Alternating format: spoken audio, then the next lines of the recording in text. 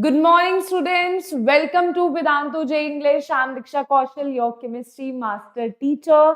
So, everyone, how are you all? Everybody in the comment section, let me know how are you all and how is your preparation going on for JEE Mains Attempt 2, right?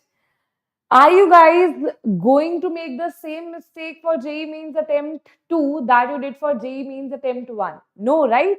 So, in JEE Mains Attempt 1 also, I told you that focus on same kind of questions in chemistry are repeated, right?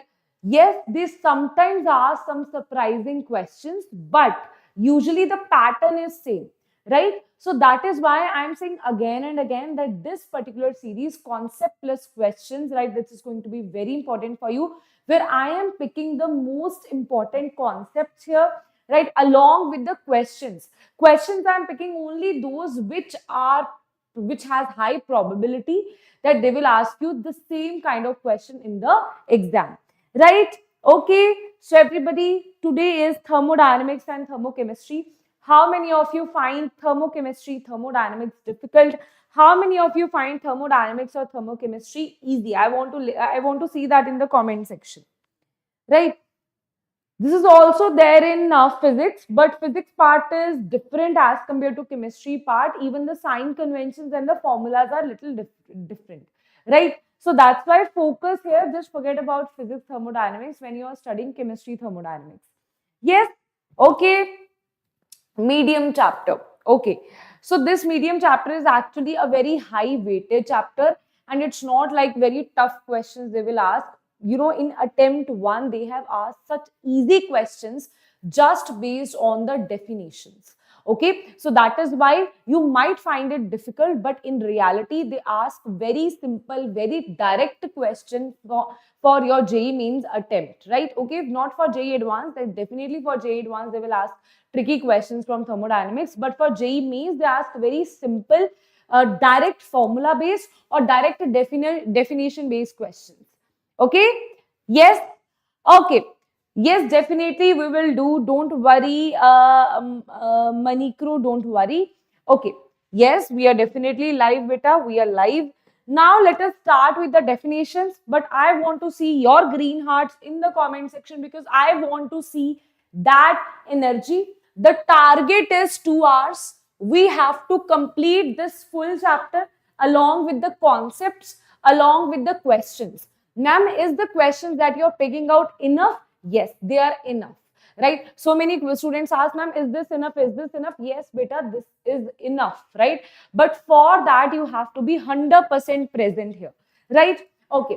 So the target is 2 hours. That means by 1 p.m. you should be or 15 minutes more or less. That because I am not someone who can predict everything, right? But yes, I can definitely predict your paper, right? So let us see, let us start the questions, let us start the definition part first. From definitions, what exactly they ask you? Very, very important definitions. Some important definitions from here are intensive, extensive properties, state and path function, and the examples. So these 4 definitions are very important for your exam. Let's quickly go through that. First is, what is thermodynamics? The study of the heat. Thermo means heat. Dynamics means the change in heat. That is called thermodynamics. Now, we have 2 things here. One is system, other is surroundings. System is the one which you are working on. If let's say I'm working on this particular bottle. So this is my system, right? And everything else in this universe except for that bottle is the surrounding, right? Next is, what is intensive extensive property? Very important. Intensive property is which is independent. IN intensive, IN independent. Intensive property is independent of the amount of matter. That means amount of mass, right? Intensive independent. Intensive independent of the mass. The examples are very important here. The examples are pressure, temperature, density, melting point, boiling point. All these are intensive properties. They will ask you questions from the examples, not from the definitions. The questions are asked from the examples. Okay, even in attempt 1, you can see There are questions based on intensive and extensive property only, right? Then extensive property, again they ask question from the example. Extensive property which depends on the mass. For example, mass, volume, right? Heat capacity, enthalpy, entropy, right? Okay, these are the things which will depend on the mass, right? Now guys, one very important thing is heat capacity is extensive in nature. But if you talk about specific heat capacity or molar heat capacity right? That is independent of the mass. That does not depend because we are specifying that we are talking about 1 kilogram. We are specifying that we are talking about 1 mole. That means we have specified the mass.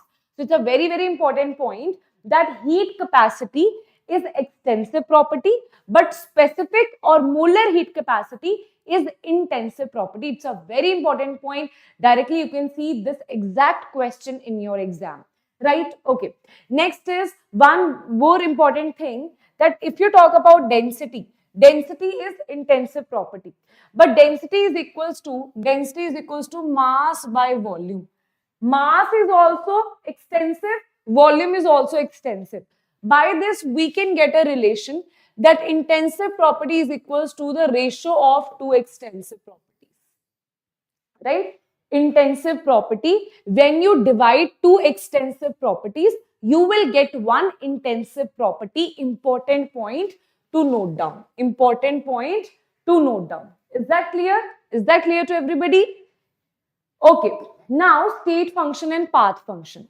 So state function, how they ask question from state function and path function, that also I'll tell you, right? Very statement based question they will ask. They will give a big paragraph and the answer will be based on the definition here. Okay, we will do questions regarding that as well. State function is which does not depend on the path. You have to go from A point to B point, maybe from this state path or circle path, doesn't matter, right? That is state function. Path function is which depends upon the path, right? Now the examples are highly important. That state functions are enthalpy, entropy, internal energy, Gibbs free energy, that is HS, or you can say UG. HS, UG, enthalpy, entropy, internal energy, and Gibbs free energy, all are state functions. And if you talk about path functions, work done and heat, that is Q, work done, that is W, these are path functions. It's a very, very, very, very important example, right? Which of the following is path function? Which of the following is state function? Directly 1 second you will take to answer this, right? So these were the questions based on the definitions, right? Directly from the examples. Now let us see the kind of processes. In attempt 1, the thing that we usually ignore, they have asked question based on these definitions, okay? These definition, yes, you are right. Such a simple question has been asked in JEE, right? This attempt only 2025, right? So iso means same. Whenever we are talking about thermal, that means temperature is same. Whenever temperature is same, you should know that temperature same means delta U will also be equals to 0, right? Next is isobaric. Bar is the unit of pressure. Iso means same. That means here pressure is going to be same. Isochoric, that means delta V. That means volume is constant here, right? Adiabatic, where we have heat exchange is 0. There is no heat exchange, that is called adiabatic. Last one is cyclic, a process when initial and final state of the system is same.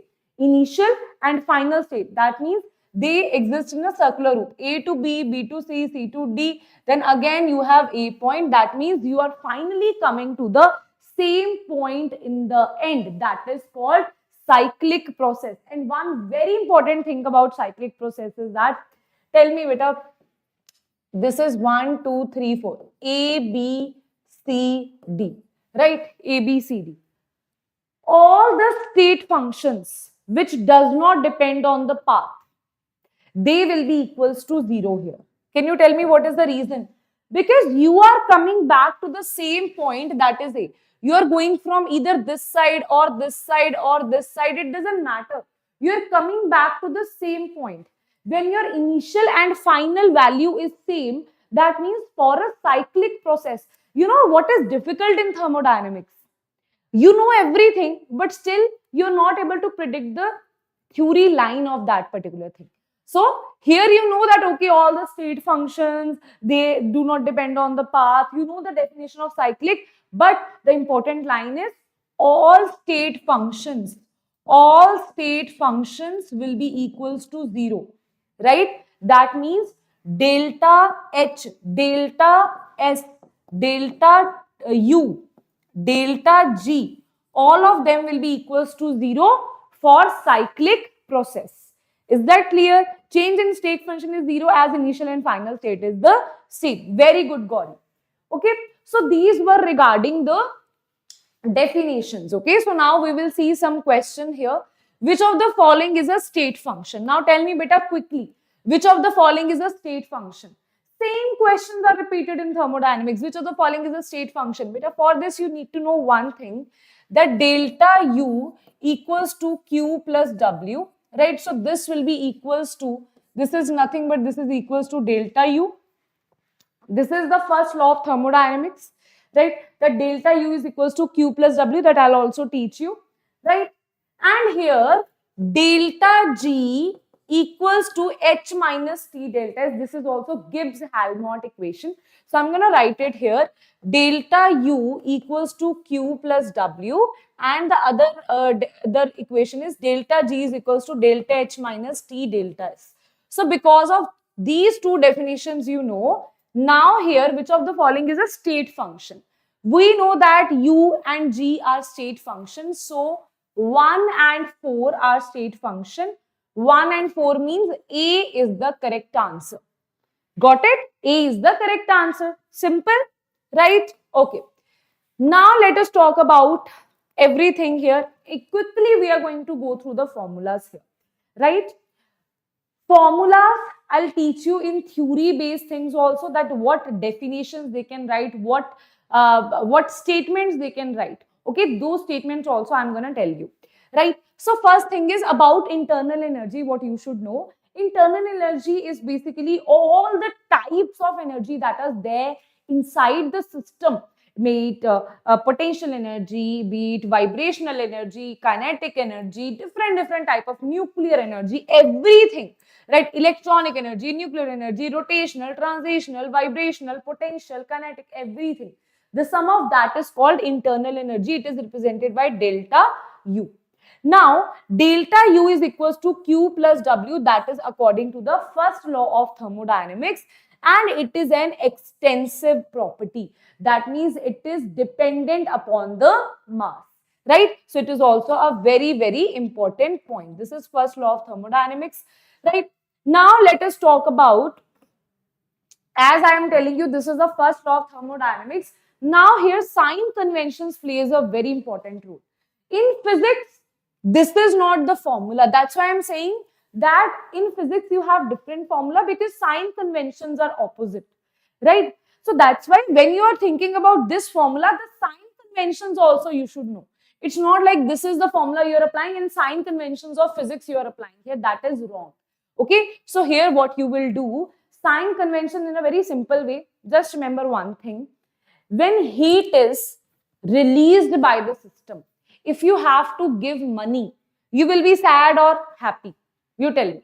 If you have to give money, you will be sad, right? That is why when the heat is released or given by the system, it is negative, it is sad. Okay. When heat is absorbed by the system, when you are giving the heat to the system, system is happy. So that is why heat absorbed is positive, right? Now here talking about the work done.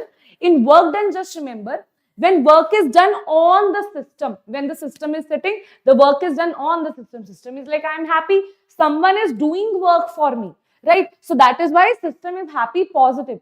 If system has to do work, if I tell you, you have to do this work, you will feel, oh, I'm very tired, I don't want to do this, I'm very lazy, right? I'm feeling very sleepy, right, ma'am? You teach us, we will learn. So if system, now I am teaching you, the work is done on you, so you are happy.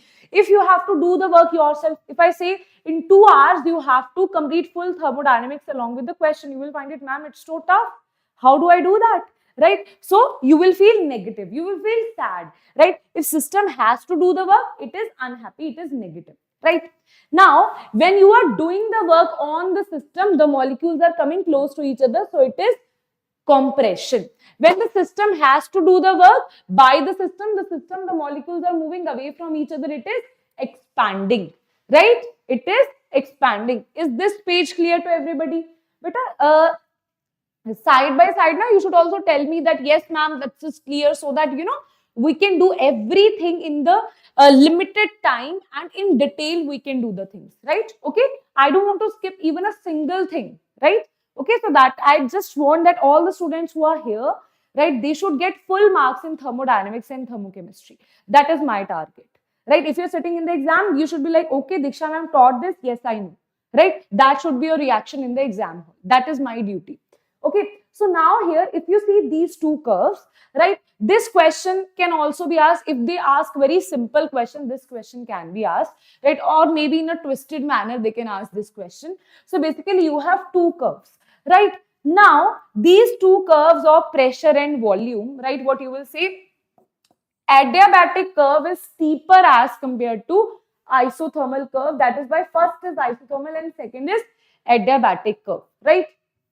One more thing, the formula, the general formula of work is equals to minus P delta V. That is the change in volume, or you can say minus P V2 minus V1. If nothing is mentioned in the question, just work done is given to you, and you have given two volumes, one pressure, then you just have to apply this formula. Work is equals to minus P delta V. That is the general formula of the work done, right?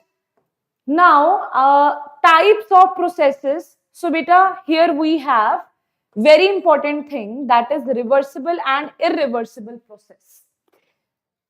This thing, reversible, irreversible. Thank you so much. Because of you, I got 19 in first attempt. Thanks for helping me. I love you so much. You are the best teacher I have seen. Thank you. Thank you so much. Thank you. Helping me and my parents. Thank you so much, Aditya. Thank you so much. That means a lot to me, right? That means the world to me. I'm so happy that you got 93 percentile in first attempt, right? I'm so happy about it. Chal. Now here, types of processes, reversible and irreversible. Beta, here you have to know two things, right? Just, okay, ma'am, what is reversible? Ma'am, reversible, which can be reversed. What is irreversible, which cannot be reversed.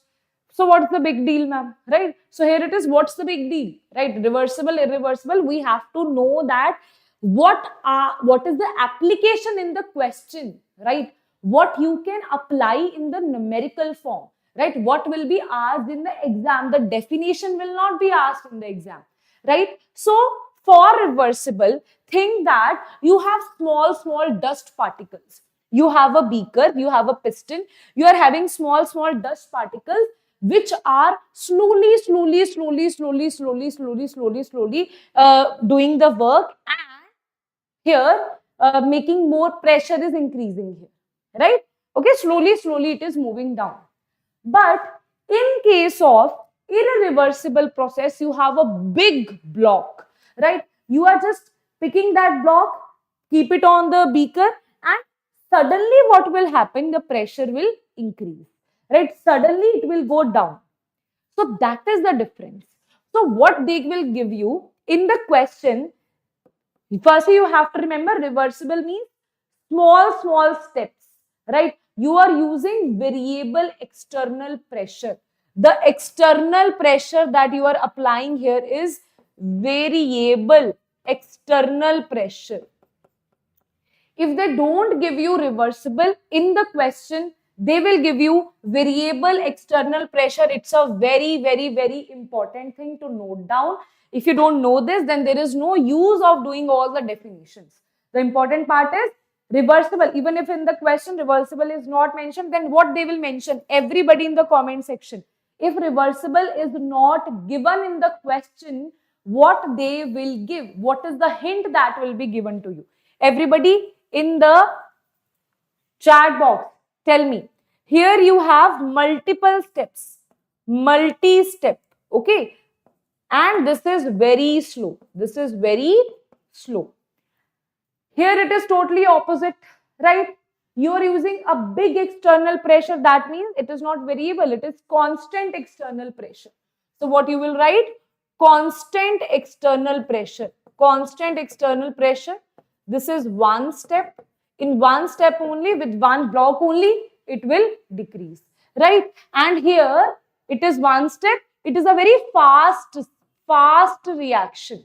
Okay, very fastly this will happen. Yes, very good. Variable external pressure for reversible, constant pressure for irreversible, that you should know.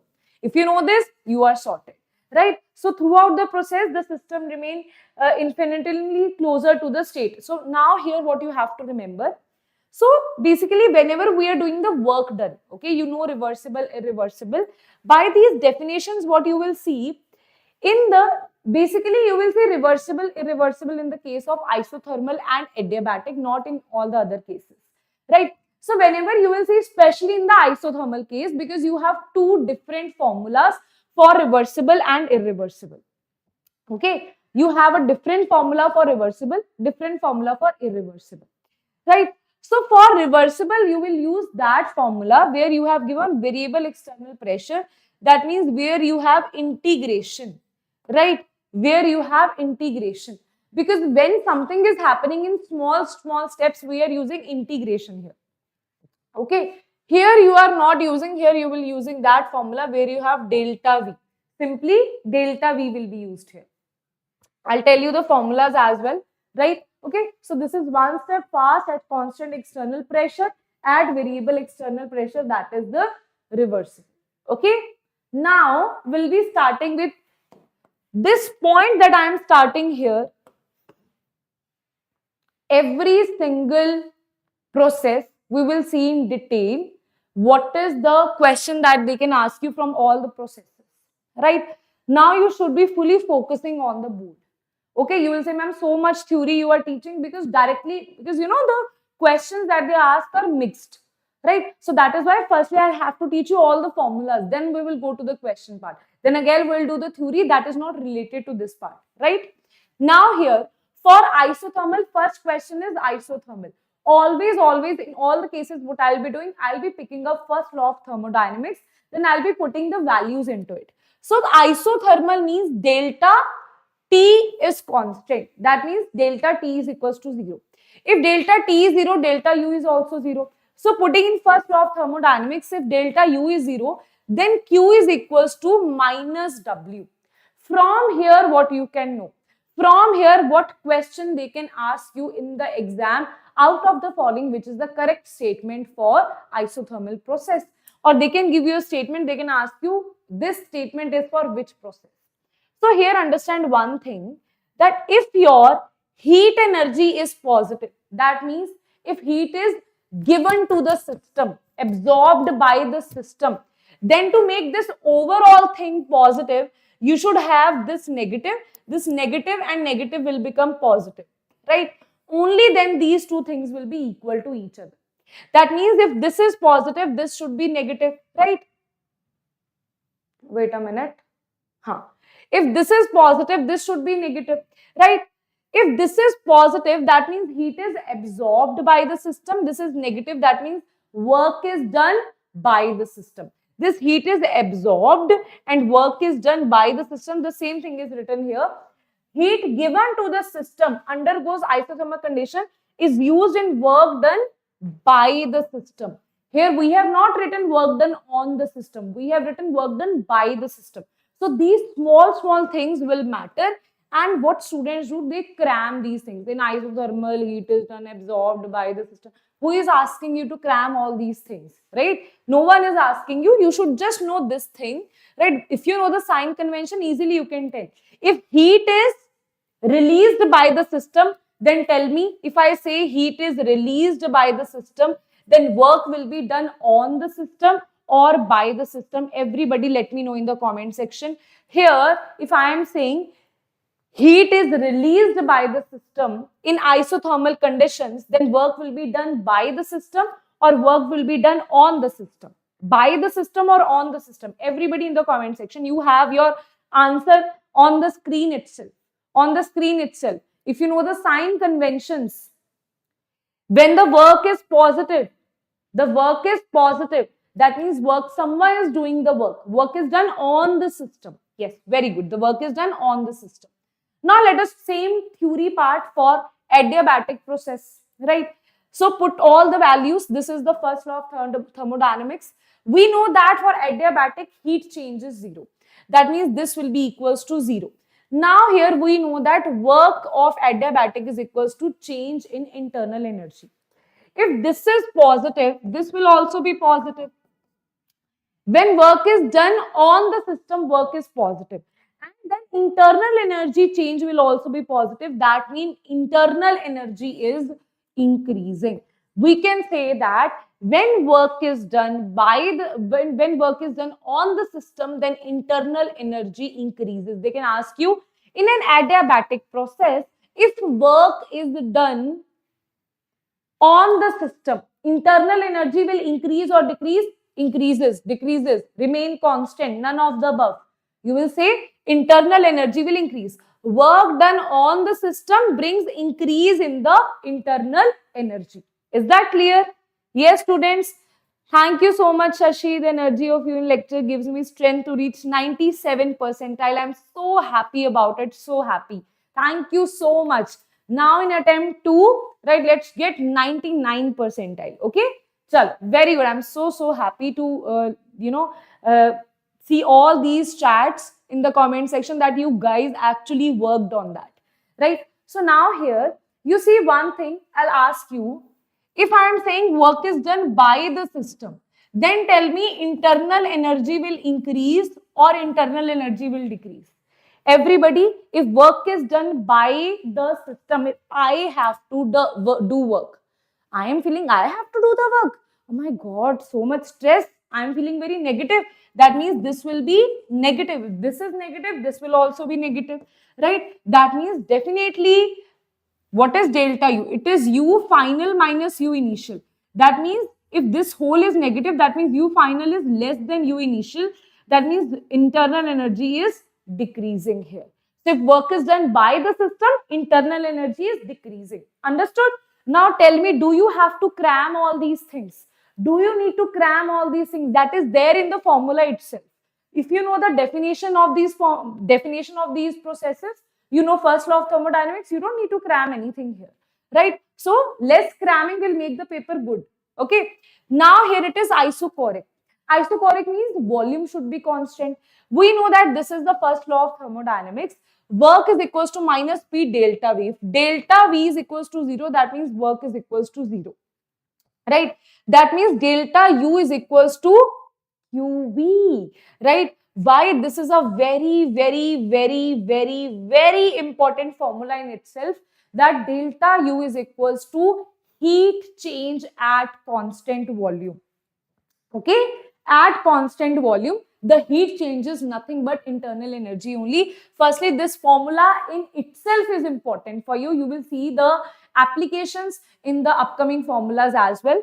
Now here, another thing is, if I am saying heat is positive, that means if heat is given to the system is absorbing the heat, then the internal energy is increasing. The same thing, heat given to the system increases the internal energy. And here, no work is done in isochoric process. Same is written in the theory part, right?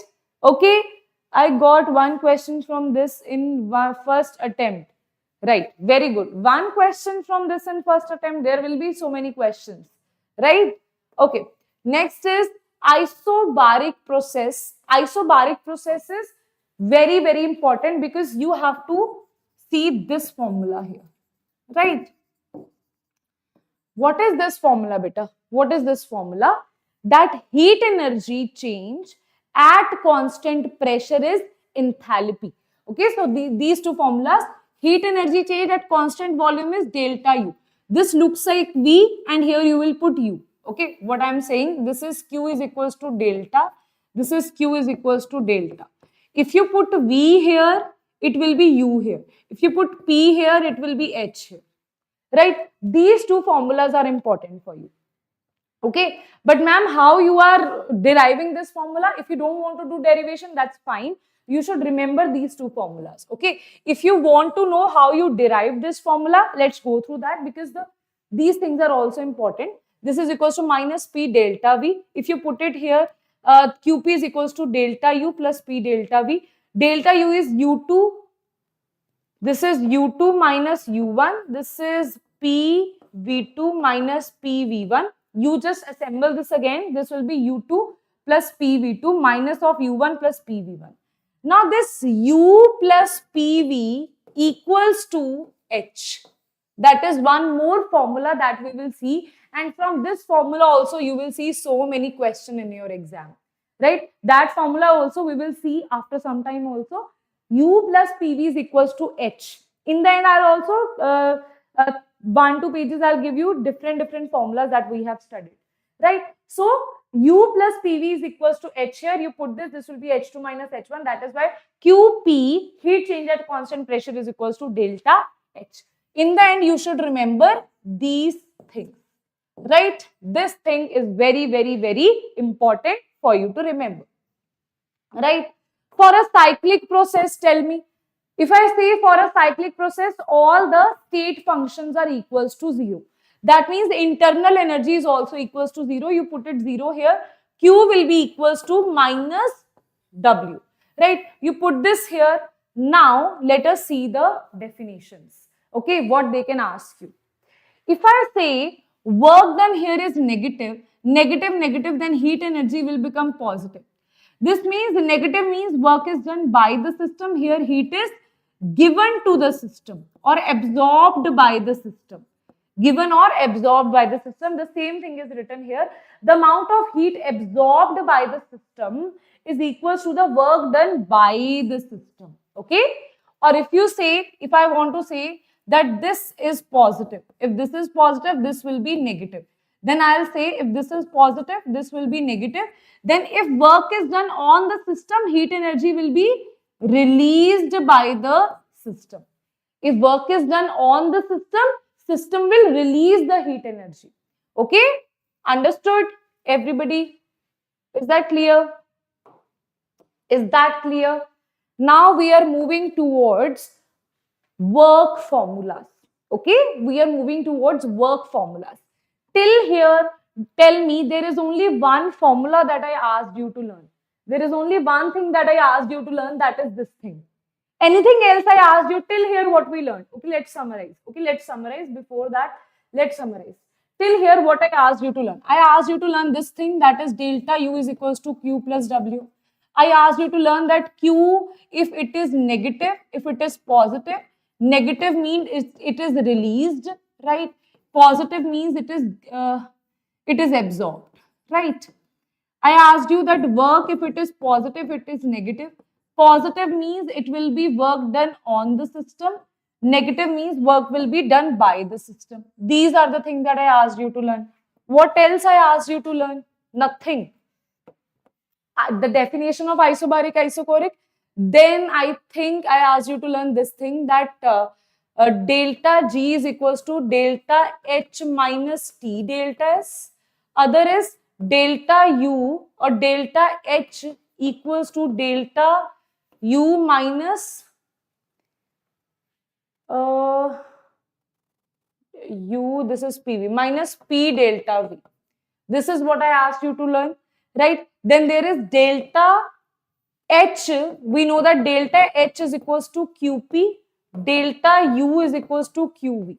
So, you can also write the same formula as, the same formula can be written as QP equals to QV minus P delta V. These are the all formulas which I asked you to learn, and I would say directly beta you will see question from here, right? This formula is extremely important. This is important. This is important.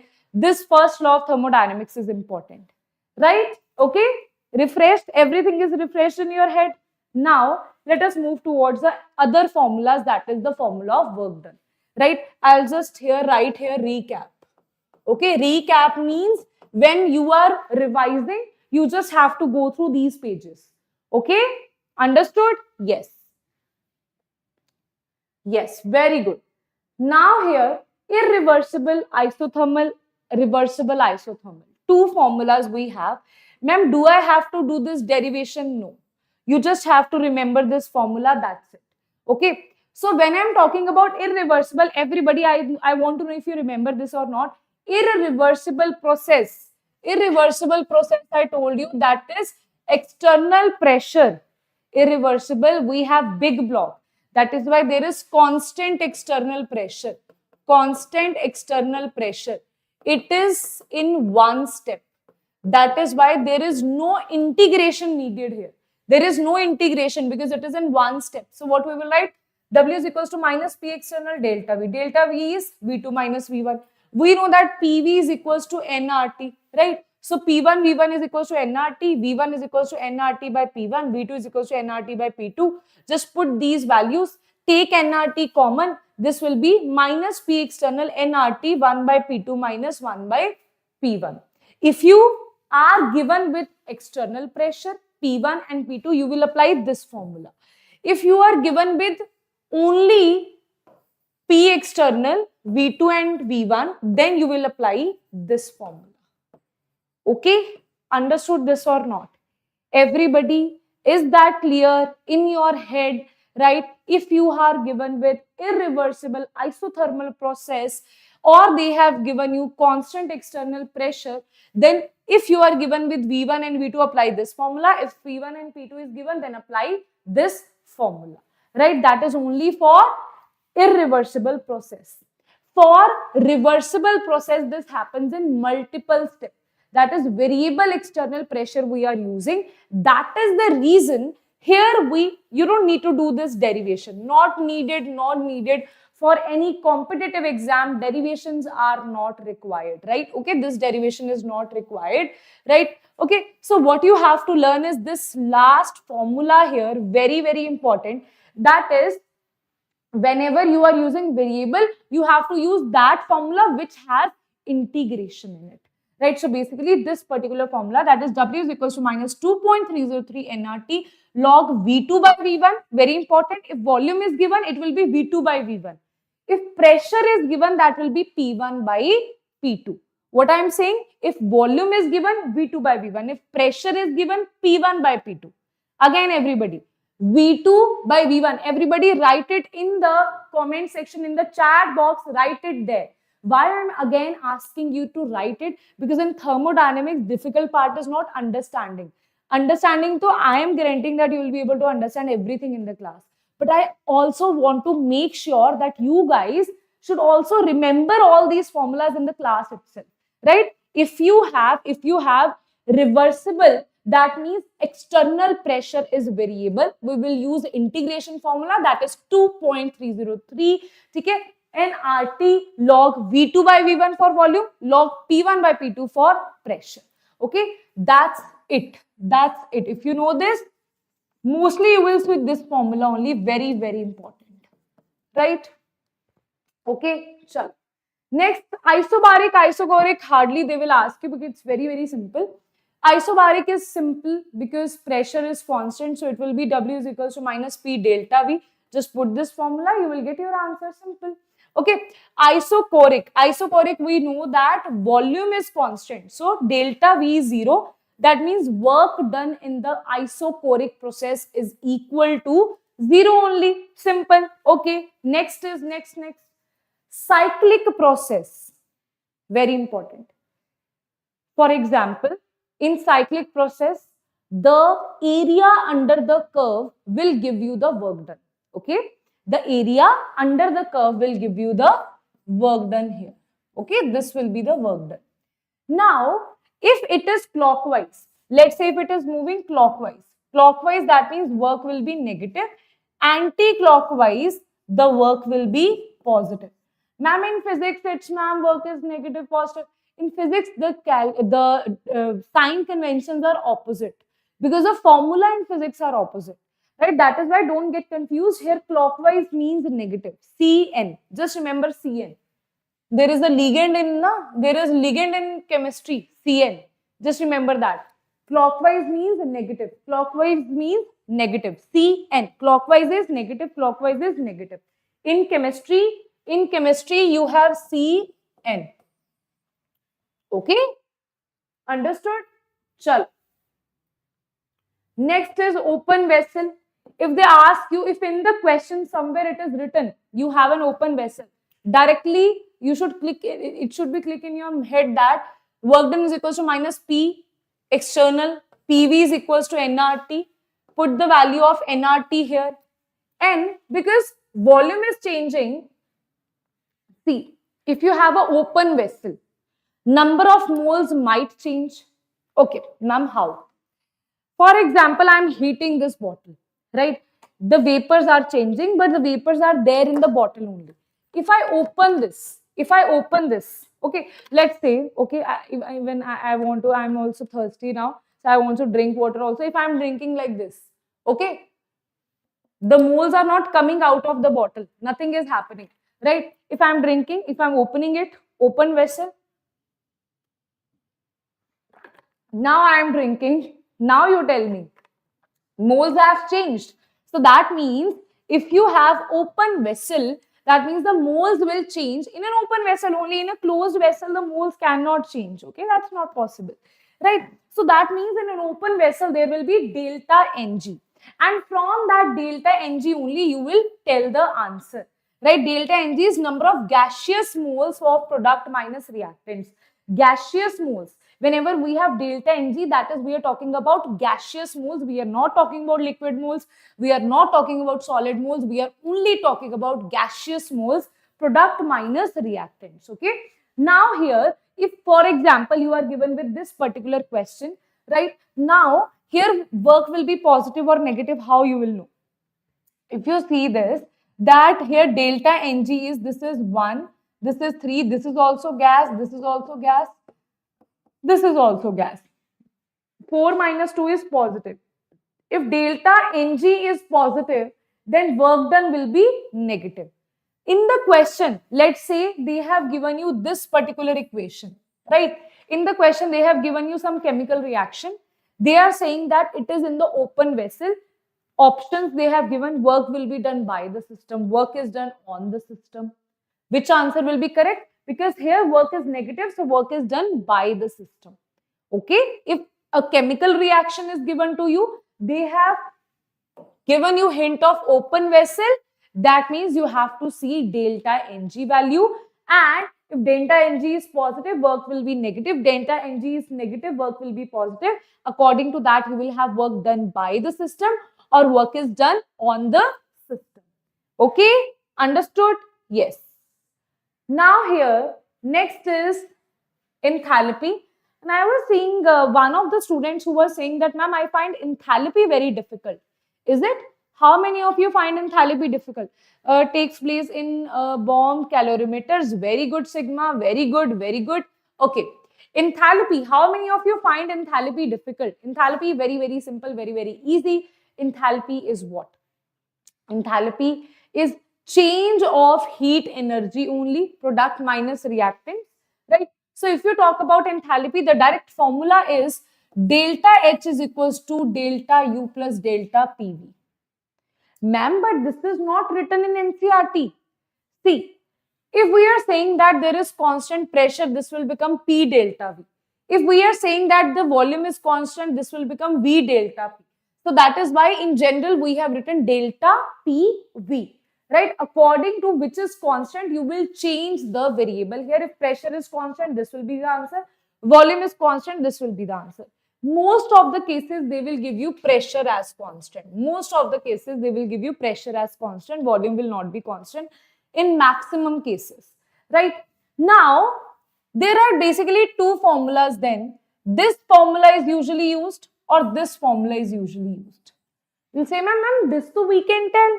If pressure is constant, we will apply this. If volume is constant, we will apply this. But ma'am, who will tell us whether to apply this formula or this formula? So, the hint is, if you are given with, if you are given with a chemical reaction, if they have given you a chemical reaction, then from that chemical reaction, you have to balance the chemical reaction. From that, you can find the value of delta Ng. R, we all know 8.314. Temperature will be given in the question. Delta U will be given to you, or delta H will be given to you. According to that, they will ask you. Right? Now, if they have not given any chemical reaction, or maybe they have given chemical reaction, but they have given pressure and volume, then you will use this formula. Got it? When you have to use which formula? If chemical reaction is given, use this formula, because you can easily find the value of delta Ng. But before finding delta Ng, balance that equation. Balancing of that equation is important, right? Otherwise, use this formula, right? Now, if delta H is positive, it is called endothermic. Delta H is negative, it is exothermic. Endo means heat is absorbed by the system. Here, heat is released by the system. Absorbed by the system, released by the system. Understood? Chalo. Next we have is the heat capacity. Because till now we have not done the, if you have noticed, we have not done the work done for adiabatic process. To do work for adiabatic, all taking notes, but our notes will be provided to you. You don't need to write the notes here. Okay? Either you will be writing the notes or you will be understanding. Yes, you can pick a rough notebook where you are writing everything that I am telling you for your own memory, but notes will be provided to you. Right? Right now, don't make the notes. You just have to revise the notes that I'll provide you after the class. Okay? That will be uploaded on the description box or on the comment section as well. Now here we have heat capacity. Heat capacity, molar heat capacity, very, very important. Very, very, very important. Okay, so listen to me very carefully from heat capacity. I'll also show you how questions are asked. Okay, so heat capacity is basically the change in the heat energy, right? How much heat energy has changed with 1 degree rise in temperature. The change in the heat energy, how much heat energy has changed with 1 degree rise in temperature. That means heat capacity is equals to Q by delta T. Okay. If we are talking about heat capacity at constant pressure, you put Cp here. This will be CQP and this will be delta T only. Now, QP is equals to delta H. If you remember, I told you QP is equals to delta H. Just put that value here. Cp is equals to delta H and delta T. Okay. Similarly, you have Cv, right? If you talk about Cv is equals to, general formula is C is equals to Q by T.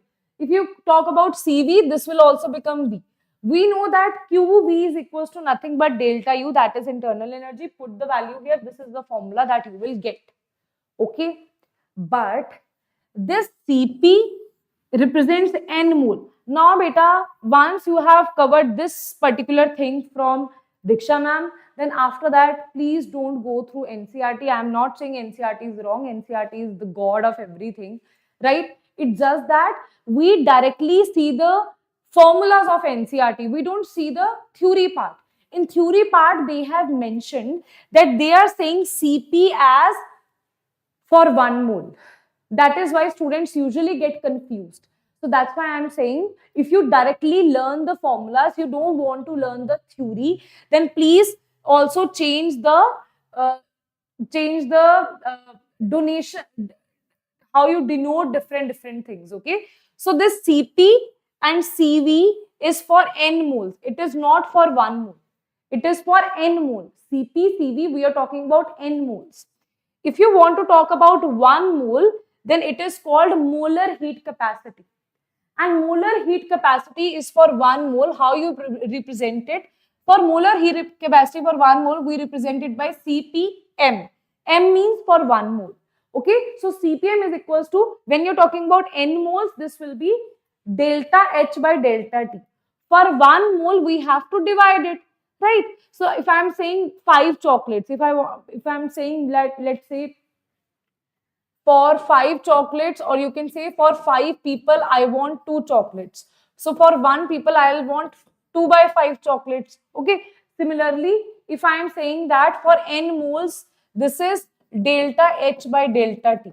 For 1 mole, it will be delta H by delta T multiplied by N. So now it has become CPM is equals to delta H by N delta T. And from that, you have this very, very important formula where usually in some books you will see it is written as delta H equals to NCP delta T, right? But I am saying here CP they are representing in the bracket, they must have also written this is for 1 mole. We usually ignore that 1 mole, and that is how you do silly mistakes in your exam.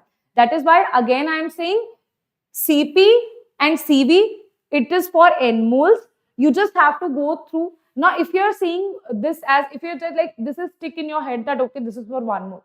Please don't go through the formulas of any book, because in the bracket, they mention 1 mole or N moles.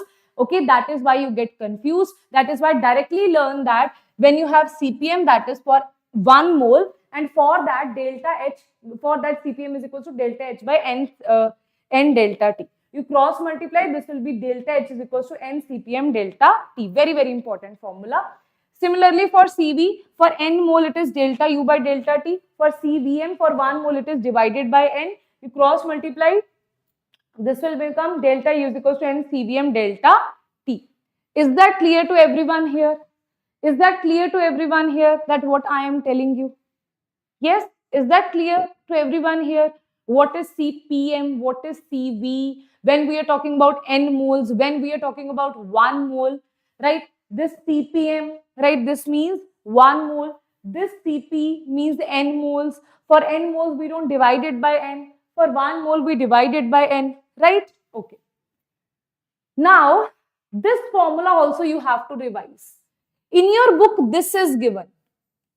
In your book, not even this, in your book only this is given. CP minus CV is equals to R. Do you agree? Open your book, NCERT book, you will see CP minus CV is equals to R. But I am saying CP minus CV is equals to NR. Why? Because in NCERT, in bracket, they have written this formula is for 1 mole. That is why we have revised this as CPM minus CVM is equals to R. We don't have to write now, it is for 1 mole, because in your head it is clear that this is 1 mole, this is 1 mole, right? For N moles, if we are talking about N moles, then it will be CP minus CV is equals to NR, because we will multiply this also, this also, this also by N, then this will become CP minus CV is equals to NR, okay? Then we can also say CP by N minus CP by N is equals to R. So just remember this particular thing. CPM minus CVM is equals to R. Got it? This formula also we have written. Now, there is specific heat capacity also. Like molar heat capacity is for 1 mole, specific heat capacity is for unit mass. Okay, that means you have to multiply, you have to, like in molar heat capacity, you divided it by 1 mole, you divided it by number of moles. In specific heat capacity, you will divide it by the mass, that is small m. Okay, so it will be CPS is equals to delta H minus delta H divided by m delta T, mass is divided. This is m delta T, again mass is divided. But usually they ask question from molar heat capacity, not specific heat capacity. Molar heat capacity is asked. Okay, now this is one more thing from where we will do this table. Okay, from this table also Poisson ratio, they ask a question. Very, very, very easy questions they ask. Even in attempt 1, they have asked such a simple, easy question. Like it was, if you have seen this table, I think it will take hardly 1 second to solve that question. Okay, so the questions are not that difficult in thermodynamics, right? Okay, so here it is. One thing you have to remember is that CV is equals to free F for degree of freedom. Okay, F is degree of freedom. CV is equals to FR by 2. CP is equals to R plus CV. What I am saying?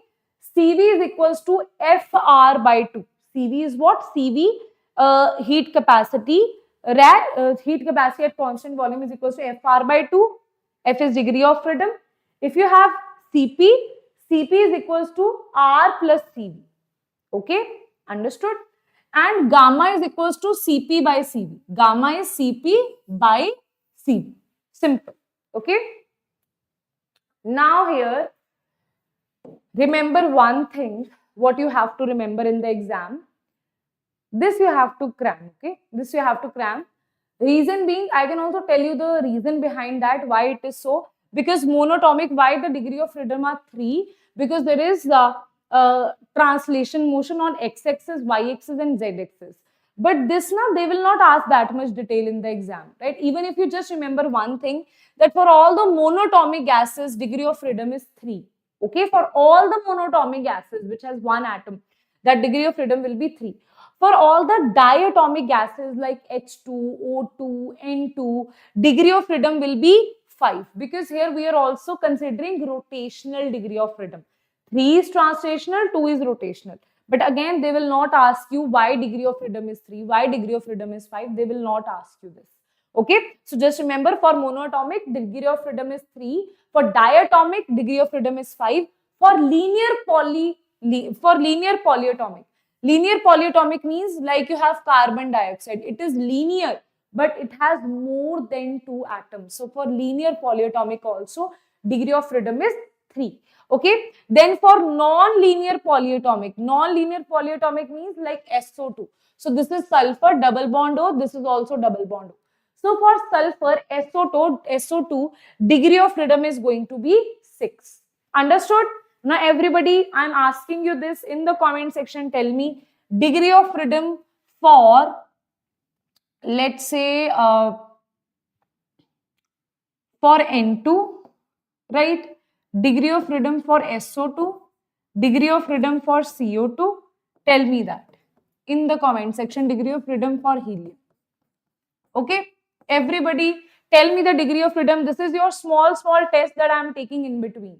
Why I am taking these tests in between? So that you wake up in the class also. And I don't want you guys to sleep. Okay, ma'am is saying, ma'am is just, we are listening to you, ma'am, but we are forgetting everything side by side. That I don't want. Okay, yes. So degree of freedom for helium is going to be what? For helium it is going to be very good. Helium is 3, very good, right? Because it is monatomic. For diatomic, degree of freedom for N2. Everybody, degree of freedom for only Tarun has answered. What about the other students? Only Tarun has answered. Yes, degree of freedom for N2. Degree of freedom for N2. N2 is diatomic. N2 is diatomic. Monoatomic it is 3. For diatomic it is 5. For linear polyatomic, this is linear polyatomic. This is non-linear polyatomic. For linear polyatomic, it is also 5.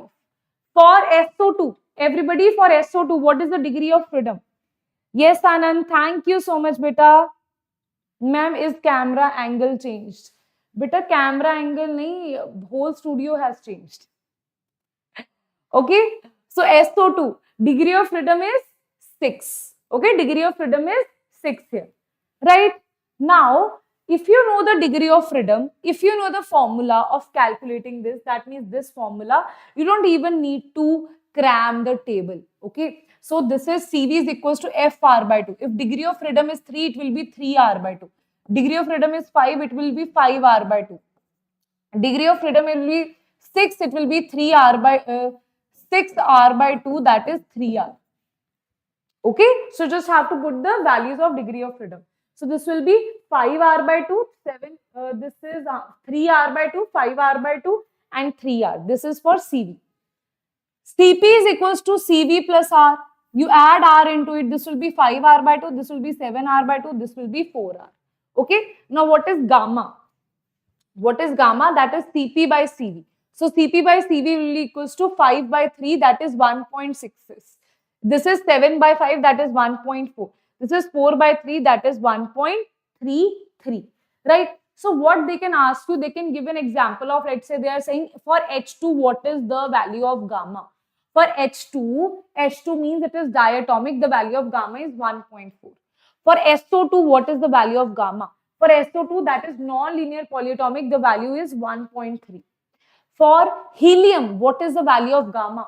For helium, that is monatomic, the gamma value is 1.6, right? So, for more easy, if you want to save your time in chemistry, then you can also learn the gamma values, because this ratio, you will still take time to solve this. So, I would say, Learn the degree of freedom and learn the gamma values. This is 1.6, 1.4, 1.3. 6, 4, 3. What is it? 1.6, 1.4, 1.3. Yes, that is called Poisson's ratio. This gamma is nothing but this is called Poisson's ratio. Okay, and always gamma for monatomic is greater as compared to di, as compared to tri. That you can see for yourself. Okay, understood? Chalo. Now, once you have seen heat capacity, Poisson's ratio, let us see the adiabatic processes. Adiabatic processes, why I have taught you heat capacity before adiabatic? Because in the work itself, in the definition of work, in the formula of work, you will see the gamma usage, right? So that is why you don't have to go through all of this. Okay, adiabatic means Q is 0. Right? If Q is 0, that means delta U is equals to W adiabatic. Right? We know that delta U, we have calculated it here. What was delta U? N CVM delta T. Right? Do you remember? CVM equals to delta U plus this is N delta T. Okay? That means delta U is equals to N CVM delta T. Right? That was delta U. You have put the value here. Now, this is the formula of work done. Okay.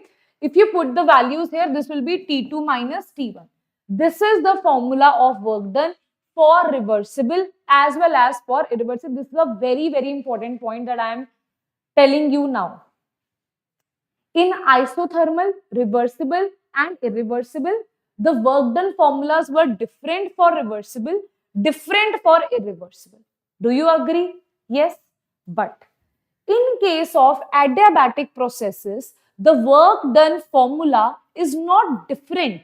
The work done formula for reversible and irreversible is same. The work done formula for reversible and irreversible is same. The difference is to calculate this T2. That is why if they ask, if they are like, okay, I'll take revenge, NTA is in the revenge mode, they will ask you to find out the value of T2. Right? T2, how to find it in, how to find the value of T2 in case of reversible and how to find the value of in case of irreversible, that is different. Okay? Usually this question is asked in JEE advanced level, right? But still my duty is to tell you that this formula is there in your life. Okay, so this is NCVM T2 minus T1. This formula is for irreversible. To calculate, this is not for work done. I am saying work done will be calculated from this formula only. If they are asking you to calculate the value of T2, okay, if they are asking you to calculate the value of T2, then you have to, for irreversible, use this formula. For reversible, use this formula. For reversible, use this formula. Okay? Irreversible, how you will use T2? CVM will be given to you. CVM beta, they will give you, this is H2 gas, this is N2 gas, this is SO2 gas, this is CO2 gas. Tell me one thing in the chat box. If you know what is that gas, whether it's mono, it's di, it's tri, will you be able to answer the value of CVM? If you know whether it's mono, di or tri, can you answer the value of CVM? Because you know it is degree of freedom. So you can answer it in the form of FR by 2. In the form of R, you can answer the value of CVM. Is it correct or not? Everybody tell me. Can you answer this? Number of moles will be given in the question. This will be given 1 mole, 2 mole, 3 mole, 4 mole. Temperature, the initial temperature will be given in the question only, that I can guarantee. Right? External pressure will be given in the question only. They will give you external pressure directly. 5 atmospheric is the external pressure. This they will give you. Number of moles, same, that is given to you. R will be given to you. Right? R will be given to you. T2 you have to find. T2 is here also. T2 is here also. Pressure, they will give that it is going from this pressure to this pressure, and this is the external pressure. External pressure will be given differently, that this at a constant external pressure, because in irreversible you have a constant external pressure. At a constant external pressure of 5 atmospheric, it is going from 2 atmospheric to 10 atmospheric. Okay, so that will become P1 and P2. Initial temperature also given to you. From there, you can easily calculate the value of T2. Beta, tell me, is that clear to everybody or not? Is that clear how the question will be asked to you? How the question will be asked to you? Everybody, is that clear?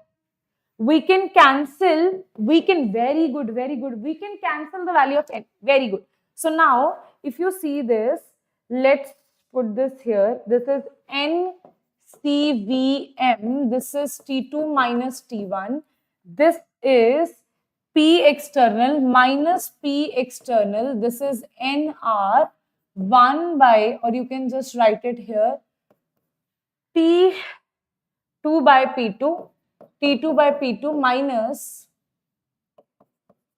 T1 by P1. Okay. N you can cancel to simplify this. This is nothing but CVM is nothing but freedom, degree of freedom R by 2. This is T2 minus T1. I am simplifying this for you, right? P external, this is also R. This is T2 minus P2 minus T1 by P1. Okay, this is for irreversible. Okay. In the question, they will give you at constant external pressure. That will tell you whether you are using this formula or the other formula. Here you cancel these two things. Okay. So answer will become F by 2 T2 minus T1 equals to minus P external T2 by P2 minus T1 by P1. Got it? This is the simplified version of the formula. Got it? From here, everything will be given. Degree of freedom, T1 will be given, P1, P2 and P external will be given. From here, you have to solve the value of final temperature for the adiabatic process. Right? Okay. This is for irreversible. I'll just write it here. Irreversible. Everybody tell me, for irreversible, external pressure will be variable or constant? External pressure will be variable or constant? For this, external pressure will be variable or constant? Everybody. Yes? And how many likes you have given? Such a confused people. Hai na? If ma'am is doing so much hard work for you only, right now so we are done with, we are about to do so many more things here. Right? Then at least I deserve likes from you. Right? That is the way of expressing love. Right? By likes and comments, right? It will take hardly 1 second. Okay? At constant external pressure. Constant external pressure. Okay? Understood? Yes. Now, next is, ma'am, if you have reversible, ma'am, if there is reversible, for reversible, what you will do? For reversible, tell me whether it will be external pressure is constant or variable. For reversible, either you use PV gamma, TV gamma minus 1 or P1 minus gamma, T gamma. Let's take an example of PV gamma. Okay. Let's take an example of PV gamma. Okay. If PV gamma is given, it is P1 V1 gamma is equals to P2 V2 gamma. So it will be P1 by P2 equals to V2 by V1 and this is gamma. Gamma value, can you know? If they have given monatomic, diatomic, triatomic gases, for monatomic we know that gamma value is 1.6, so you can just put the value of gamma here, right? By that, can you solve anything else? Yes. But ma'am, they are asking us to solve the value of temperature. So directly you can take the temperature variation here also, right? That is TV gamma minus 1. TV gamma minus 1 equals to constant. That means T1 V1 gamma minus 1 is equals to T2 V2 gamma minus 1. That is T1 by T2 equals to, this is V2 by V1, this is gamma minus 1. Gamma value, you know. How? From Poisson's ratio, we know that gamma value we can tell for, if they have given us some example, we can calculate the value of gamma. From there, V1, V2 will be given to you in the question. From there, T1 will also be given. You can easily calculate the value of T2 here from this particular formula, right? Let's say, ma'am, not volume, they have given us pressure here. So for pressure, it is P1 minus gamma, P1 minus gamma, T gamma is equals to constant. If pressure is given, this will be P1, 1 minus gamma, T1, gamma is equals to P2, 1 minus gamma, T2, gamma. Okay. So this will be T2 by T1, gamma, and this will be P1 by P2. This is 1 minus gamma. Okay. Put the value of gamma, you can easily solve this. Here you also have to take the log. So chances are they will not ask you these complicated questions, right? But you should definitely know this thing. You should definitely know this formula. You should definitely know this formula, that how we calculate for reversible process where you have variable external pressure. Okay, variable external pressure. But at this I am telling you extreme cases. Okay, extreme cases. If they actually want to take that revenge from you, right? Then they will ask you these kind of questions. Okay, to find the pressure, temperature T2, right? Because here calculations will become very difficult. Okay, you have to take the log and solve it. So calculation will be difficult part here, right? In this case, it will be easy because there is no gamma involved. So you can easily calculate the value of T2 here. Got it? Understood? What is the story of adiabatic process? Right? What is the story of adiabatic process? Yes, they are derived from the first two only. Yes, they are basically, we use ideal gas equation in the first two relations. We got they are derived from each other. Okay, ma'am, questions. And here you requested, and here we are with the questions. Okay, after this page, we'll do questions only. Free expansion. If there is free expansion, then work done is 0. Internal energy is also 0, right? Heat capacity is also 0. That means all the or you can say all the quantities of first law is 0. First law is 0. Now, are you guys ready for questions? Because now questions will become the easy task for you. Okay? Yes, Jarvis, your request is granted. Okay, everybody ready for questions part?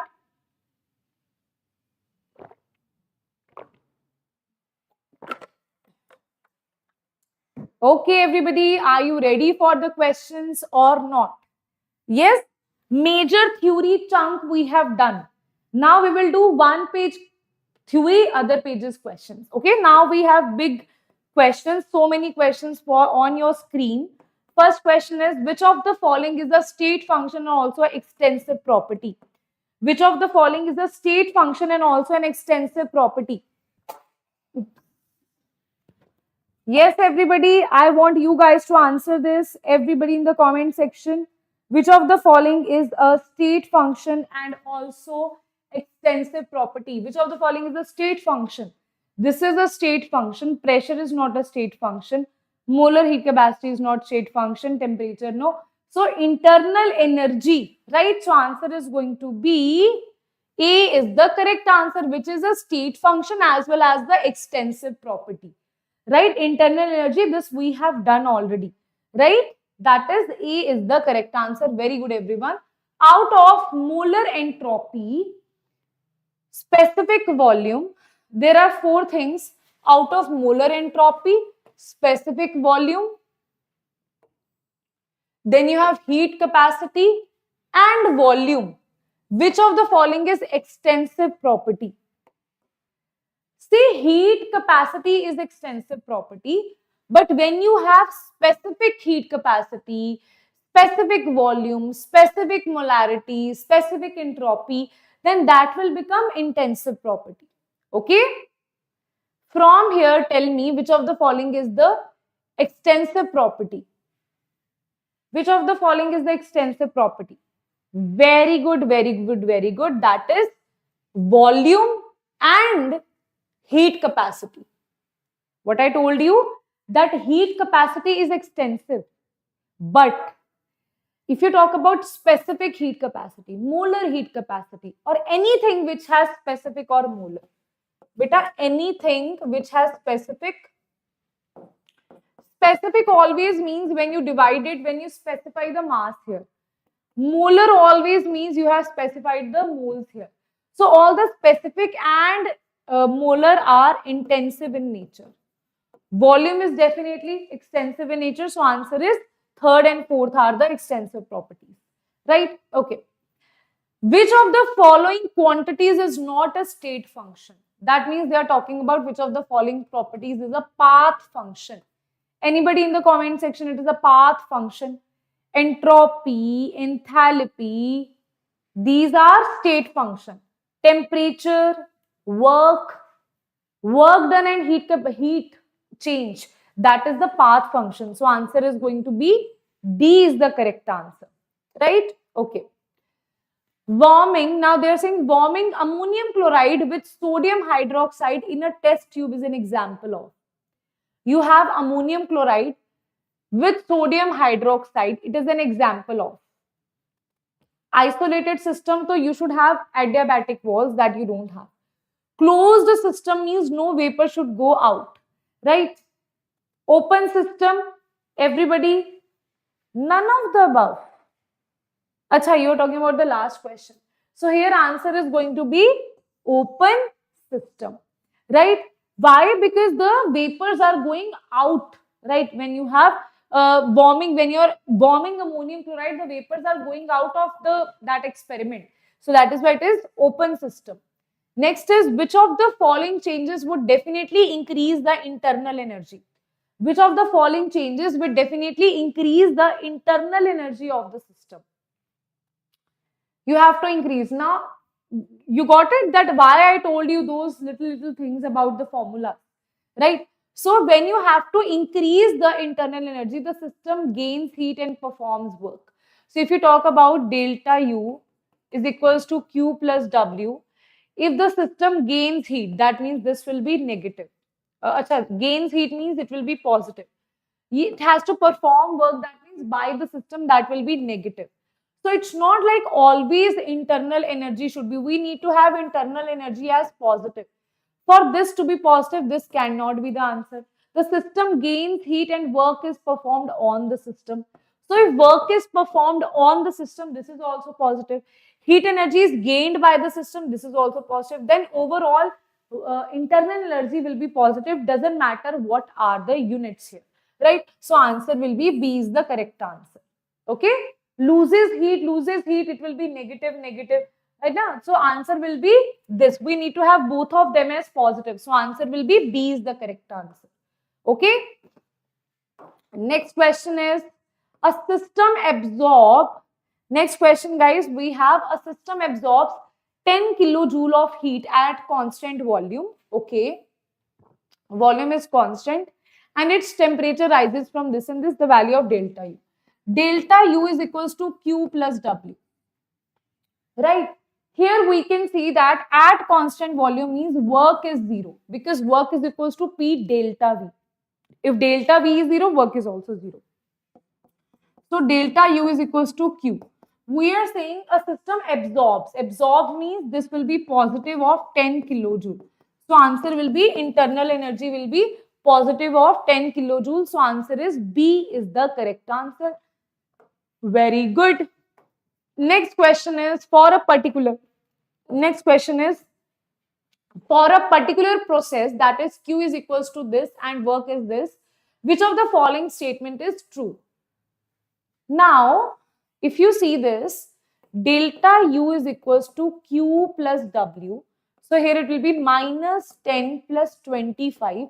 So answer will be 15 kilojoule. That is the internal energy. Heat flows from the surrounding to the system. Okay. If we are saying the heat energy is negative, that means heat is released by the system. So heat flows from the surrounding to the system, that is wrong. Because heat is flowing from the system to the surrounding. Okay, the system is giving the heat. This heat is flowing from the system to the surrounding. So this is not the correct answer. The system does, there are two statement only, na? The system does work on the surrounding. If this is positive, that means work is done by the system. Okay, the system does work. That means work is done by the system. This is correct. Okay, delta E, that means this E is nothing but this is internal energy only. It is also represented by delta U or delta E. This is coming out to be plus of this. So this is also incorrect. None of the above is also incorrect. So this B is the correct statement. Wait a minute. Delta is equals to Q, which is the following is true for a particular process. Minus 10 kilojoule. Work is equals to minus 10 plus 25. That is coming out to be this. So I think B should be the correct answer. Right? Okay, not C. Okay, B should be the correct answer. So I'll just delete the option here. Right? B should be the correct answer for what is given to us in the question. Okay, because here we are finding out delta U to be plus of kilojoule. Okay, understood? Positive done on the system. Work is positive. Yes, work is positive. That means work is done on the system. Right? Okay. So here we are saying the system does work on the surrounding. Achha, wait a minute.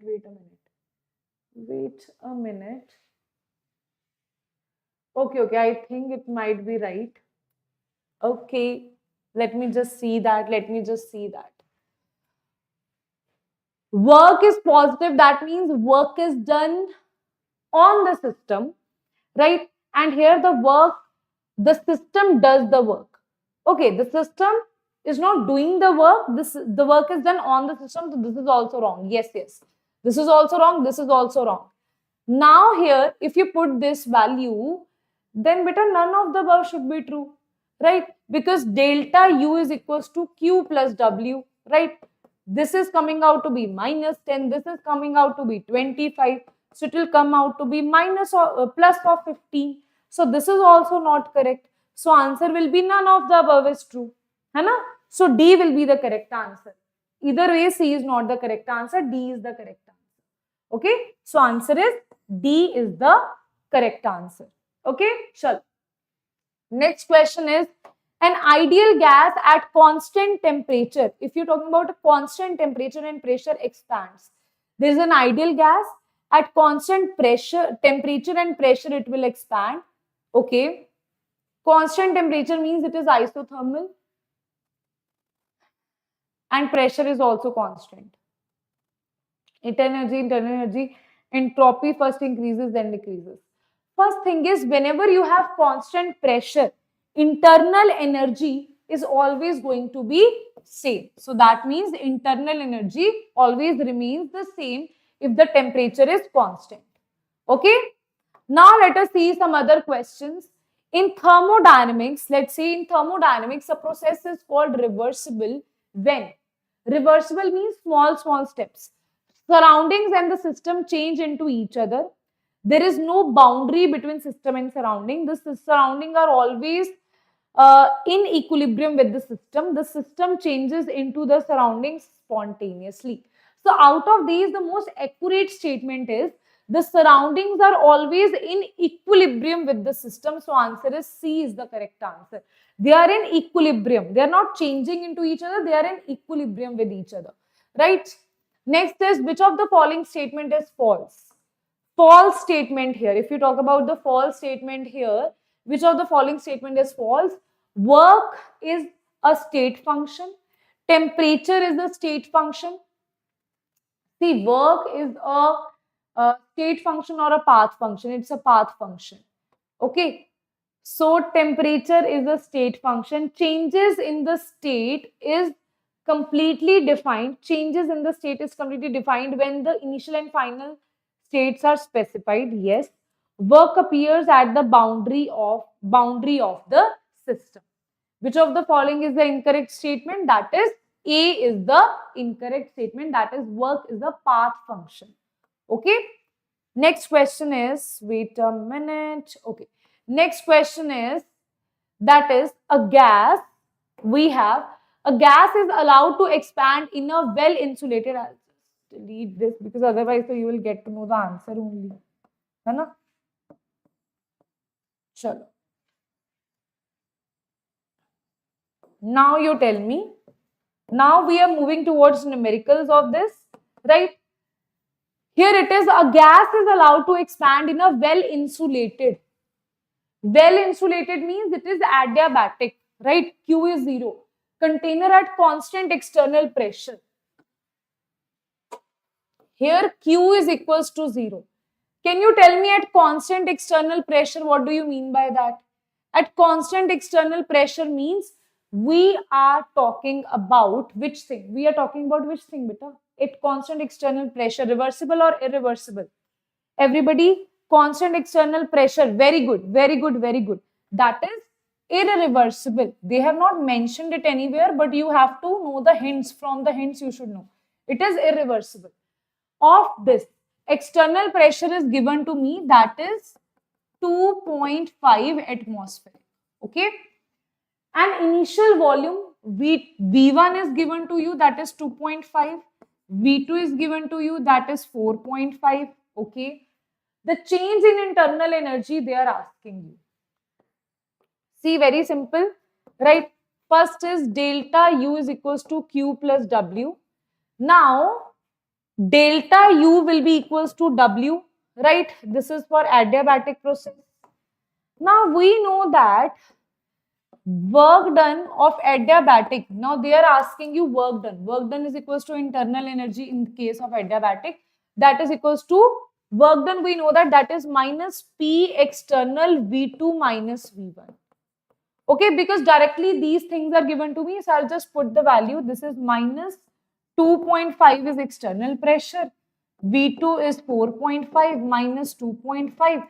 There you will get the answer. The change in internal energy, you should get the answer in joules. Okay, that will be the answer for external energy. Right? Ma'am, will you have a lecture for VIT Triple E previous year question? Definitely I'll take. Don't worry about that. After JEE means I'll take that. Okay. So that is the thing. After this, you just solve this. You will get your answer as minus 506.62 joules. Okay. Solve this and you will get your answer. Okay. This is an atmospheric liter. You have to convert it into joules. Okay. That you have to remember. Right? Okay, students, any problem here? Any problem? Chalo. Understood now? Here you will get this in is equals to minus 5 liter atmospheric. This will be the value of delta U. Right? If you want to convert it into joules, you will have to multiply this by 101.325. This will be answered in joules. So it will be approximately 505 joules. Okay? Or 506, not 505, it will be approximately 506 joules. Got it? Understood? Any problem till here? Yes. Acha. Next question is, gas in a container absorbs. Now first you have to write the meaning of this numerical. Okay? Because all the numericals you will find same only. Okay? So you have to see that what exactly is the right thing. Gas in a constant, if we talk about here, it is gas in a constant in a container, sorry. Gas in a container absorb 300 joules of heat. Okay. 300 joules of heat you are absorbing here. Right. If you are absorbing 300 joules of heat, that means Q is going to be positive or negative here. This is 300 joules. Okay. This is 300 joules. So this is absorbing, that means it is positive. After this, 100 joules of work is done on the system, right? This, they're absorbing 300. After this 300 joule, after this 100 joule work is done on the system. On the system, system is positive. Is followed by 50 joule work done by the system. That means 100 work is done on the system, 50 is done by the system. It means 100 someone is giving you, 50 someone is taking away from you. This will become 100 minus 50, that is total, it is 50 joule of work. right? The increase in the internal energy they are asking you. So it is delta U is equals to Q plus W. That is 300 plus 50. That is going to be 350. Okay. So answer is going to be C is the correct answer. Okay. C is the correct answer. Got it? Chal. Next is work. Very, very important because of the units. Okay, this is important because of the units. Okay, because they are saying work done in ergs. Okay, so unit also plays a very, very important role here. Okay, units also play a very, very important role here. Right? Okay, students. Chalo. Done. The work done in ergs. Okay, now they are saying you have to calculate the work done in ergs for the reversible expansion. Reversible expansion, right, of 1 mole of an ideal gas from volume this to this at 25 degrees, right? Okay, so now tell me, here we are saying temperature is constant. Temperature is constant. Beta, tell me for constant temperature what you have to write.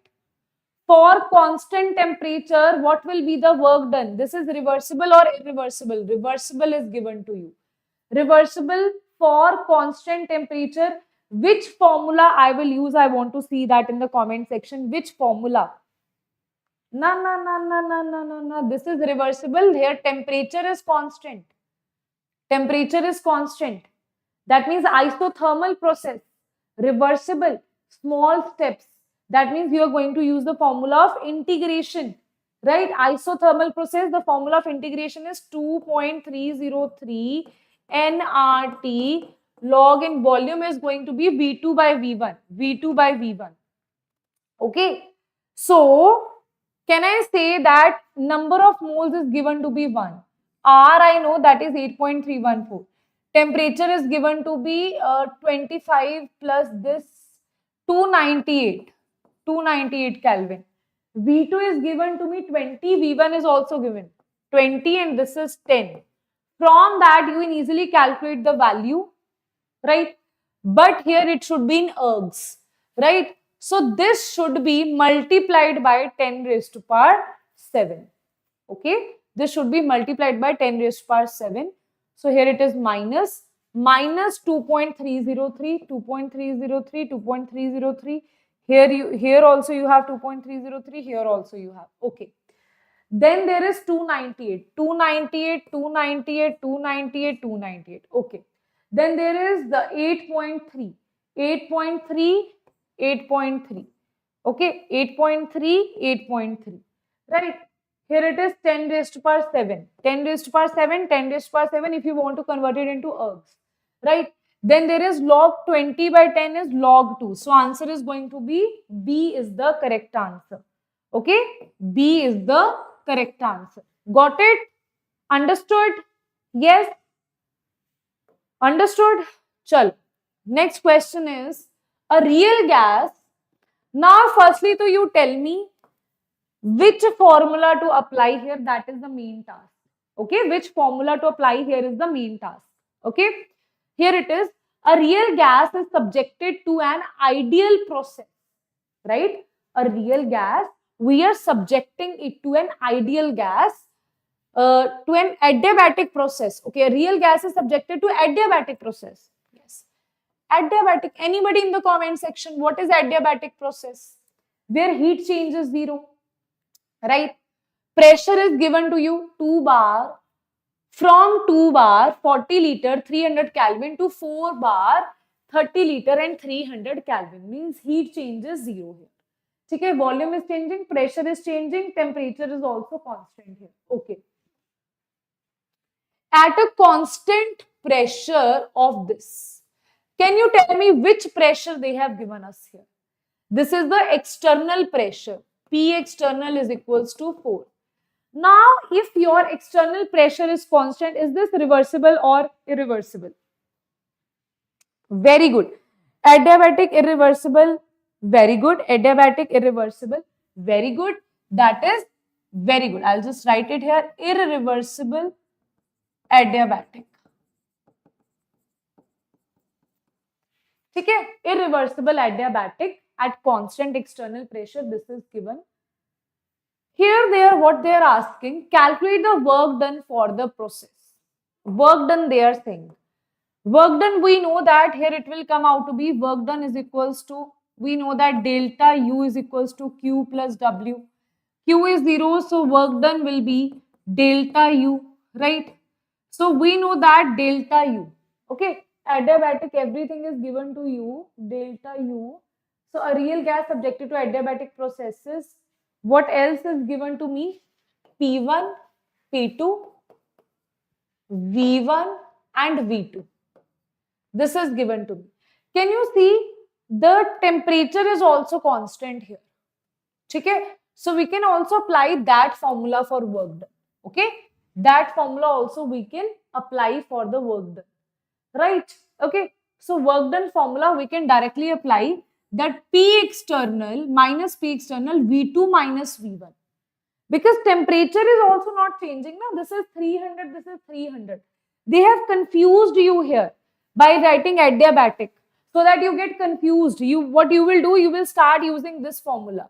You will start using this formula that work done in case of adiabatic is internal energy, that is NCV M. This is delta T, but I don't know how to find the value of CVM, right? I don't know what are the number of moles, so I don't know the answer. But in reality, the temperature is also constant. So you can directly use the formula, right? That is without integration minus P external V2 minus V1. V2, V1 both are given to you. P external is given to you. You will calculate this in bar liter. Okay, this is in bar liter. 1 bar liter is equals to 100 joules. So multiply this by 100. You will get the answer. Okay, understood? Converted syllabus or not, ma'am? Day 2 is covered syllabus. Yes, beta, syllabus is covered in 5 days. Maximum organic chemistry that a person can do, I have covered that. Right? Important things I have covered in those 5 days. Okay? Yes. Understood? Any problem, students? Any problem in this particular?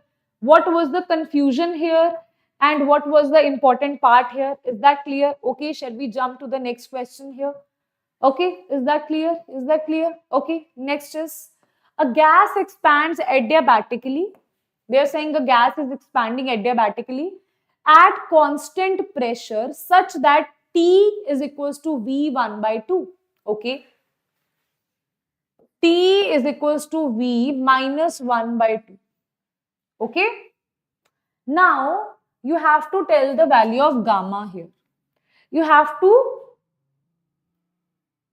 basically relate it with one more thing. Here you can say T V 1 minus V minus 1 by 2. You can also write it as T V 1 by 2 is equals to constant. And the formula is T V gamma minus 1 is equals to constant. That means gamma minus 1 is equals to 1 by 2. Gamma will be 3 by 2. Right? Gamma will be 3 by 2. Understood?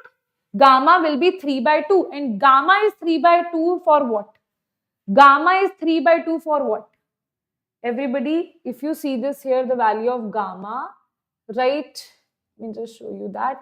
Gamma is 3 by 2.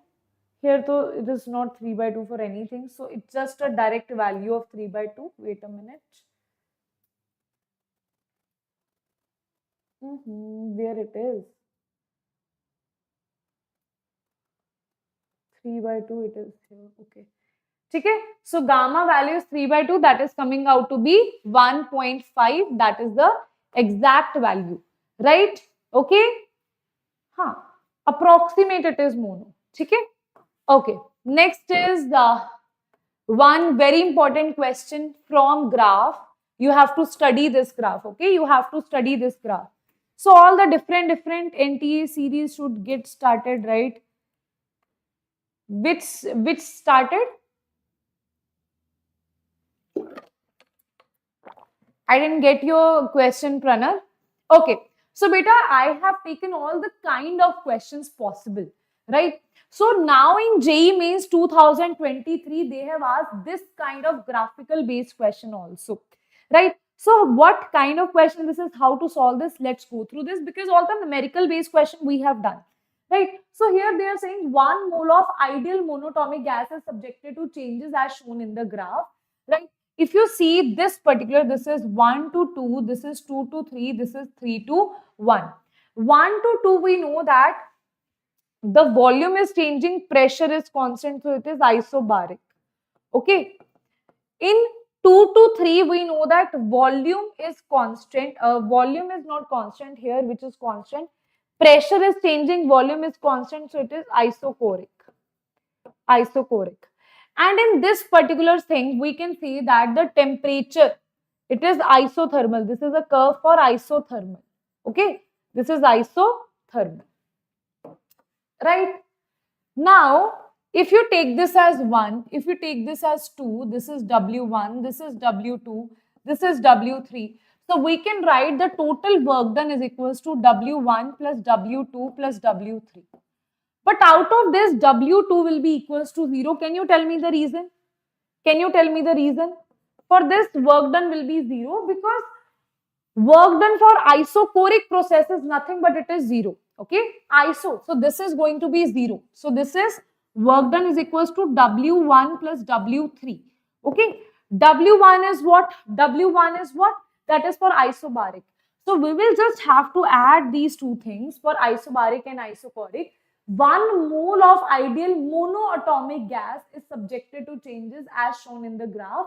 The magnitude of the work done by the system is this. Now here you just have to go through the graph. Okay, what you will see, acha, chalo, we'll use that thing only, right? Chalo. So basically, for adiabatic, we know that for 1 to 2, the formula is minus P V2 minus V1. Okay, and for isothermal, the formula is minus P1 V1 ln of V2 by V1. Okay, so here you just have to put the values here that in this case, W1, in this case, if you see this question here, this is minus P V2 minus V1. Okay, pressure is constant at 1 and V2 is here 2 minus 1. So it will be pressure is 1. You just put the values, pressure is 1, right? And the volume here is, if you see the volume is, at this point it is 40, at this point it is 20. So it is 40 minus 20, that is 20, right? So you'll just put the value, that is 40 minus 20, that is 20. That is your for isobaric. That is for isobaric, right? For isochoric, it is 0. For isothermal, it is going to be minus, if we talk about this particular graph here, this is going to be, pressure here is P1 and V1, right? So pressure here is, if you talk about the pressure, the external pressure is going to be 1. Okay, that is the maximum pressure. Okay, volume external, you can take the maximum volume, right? So that will turn out to be this 20 by 40, that is V2 by V1. So if you see this is going in this direction. This is the initial volume V1.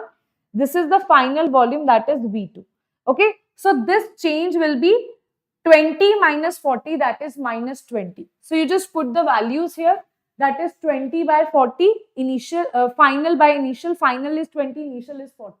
Okay, total external pressure is 1, volume is going to be 20, right? Because that is the final. You put these values here, solve this, and you will get your answer because that is given in bar liter. So this will be in bar liter, and then multiply it by 100, you will get it in joules. Okay, so the answer will be 620. Got it? Yes, everybody. Is that clear? Chalo. Now, some very small topics along with the questions we are going to do. Right? Okay, very small topics we are going to do here. Right? Okay. So next is the second law of thermodynamics. So very simple things we are going to do now. Second law of thermodynamics simply means that no cyclic engine is possible which takes heat from one single source, right? And in a cycle, completely converted into work without producing any change in the surroundings. So always there is change in the surroundings. So what exactly happens? In an irreversible process, entropy of the universe increases, but it remains constant in a reversible process. And most of the natural processes are irreversible. That is why entropy of the universe always increases. Okay, what you have to remember, that entropy of this universe always increases, right? Okay, this is for reversible, this is for irreversible. Now, let us see some important question that they can ask you based on entropy. This is how they ask you the question based on entropy. The examples. Okay. So, if you see entropy of graphite is more or diamond, graphite entropy is more as compared to diamond because of the layered structure. Next is precipitate formation. When something is getting converted into solid, the entropy is increasing because the randomness is increasing. Entropy simply means randomness. Okay. Next is dissolution. Dissolution means when you're dissolving something. When something is solid you have added, it is getting dissolved. That means the molecules are moving here and there. Entropy is increasing. Rusting of iron. When the iron is getting rusted, entropy increases. Now these two are very, very important. That is boiling of the egg. So usually one students will think, beta, please focus here. Okay, please focus here. Okay, don't spoil your lecture by writing irrelevant things in the chat box. Please focus here. Okay, in the end, I'll see your questions and queries also in the end. You can also write the queries or question in the comment section. But right now, focus here. So boiling of the egg, usually what we think that, okay, this is in the liquid state, it will be converted to the solid state. If something is getting converted into solid state, that simply means the molecules are closer to each other now. Okay, so the entropy should decrease because the molecules are turning from liquid to solid state, right? But in reality, entropy increases. This is due to the denaturation of the protein when we boil the egg. This is a very, very important statement. Okay. Next is stretching of a rubber band. So when you stretch the rubber band, according to you, what should happen? Okay, we are stretching it, molecules are moving away from each other, then entropy should decrease, right? Okay, but in reality, entropy should increase because molecules, what exactly is happening? Earlier, this was the rubber band. Now, this is the rubber band. So, entropy should increase. Why? Because the molecule, the randomness has increased. But in reality, what has happened? The entropy has decreased. Can you tell me the reason behind that? The entropy has decreased because the symmetry has increased. Okay, right? That is why, because of more symmetry, randomness has not increased, it has decreased only. So entropy has decreased. Okay, next is very important point, that if anywhere you see there is dissolution, let's say you have NH4Cl, it is getting dissolved in water. Earlier it was 1 ion, now it is 2 ion. That means entropy has increased here as well. Okay, entropy has increased here as well. Okay, understood? Now, beta, very, very important point. Entropy, you don't have to remember all the formulas here. Just remember, entropy of the system is Q reversible divided by temperature. Okay, that is Q reversible divided by temperature. And you have a general formula, general expression for the entropy. This is the general expression for the entropy, very, very, very important. That is delta S is equals to NCV ln T2 by T1 plus NR ln V2 by V1, or you can also write NCP ln T2 by T1 plus NR ln P1 by P2. If you want to see that in my handwritten notes, so that is delta S is equals to NCVM ln T2 by T1. Here also, instead of V, you write P, same thing. Here it is NR V2 by V1. Here it is NR P1 by P2. This is the general expression.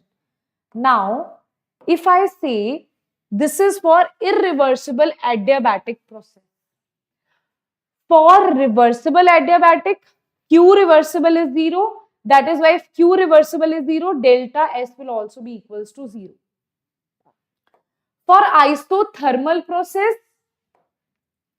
eliminate this Eliminate this, sorry, not this one. Eliminate this and eliminate this. This will be the answer. That is NR ln V2 by V1 or NR ln P1 by P2. Okay. So that will be the answer. For isobaric, eliminate the pressure. Okay. From the pressure term, eliminate the pressure term. It will be NCPM ln T2 by T1. NCPM ln T2 by T1.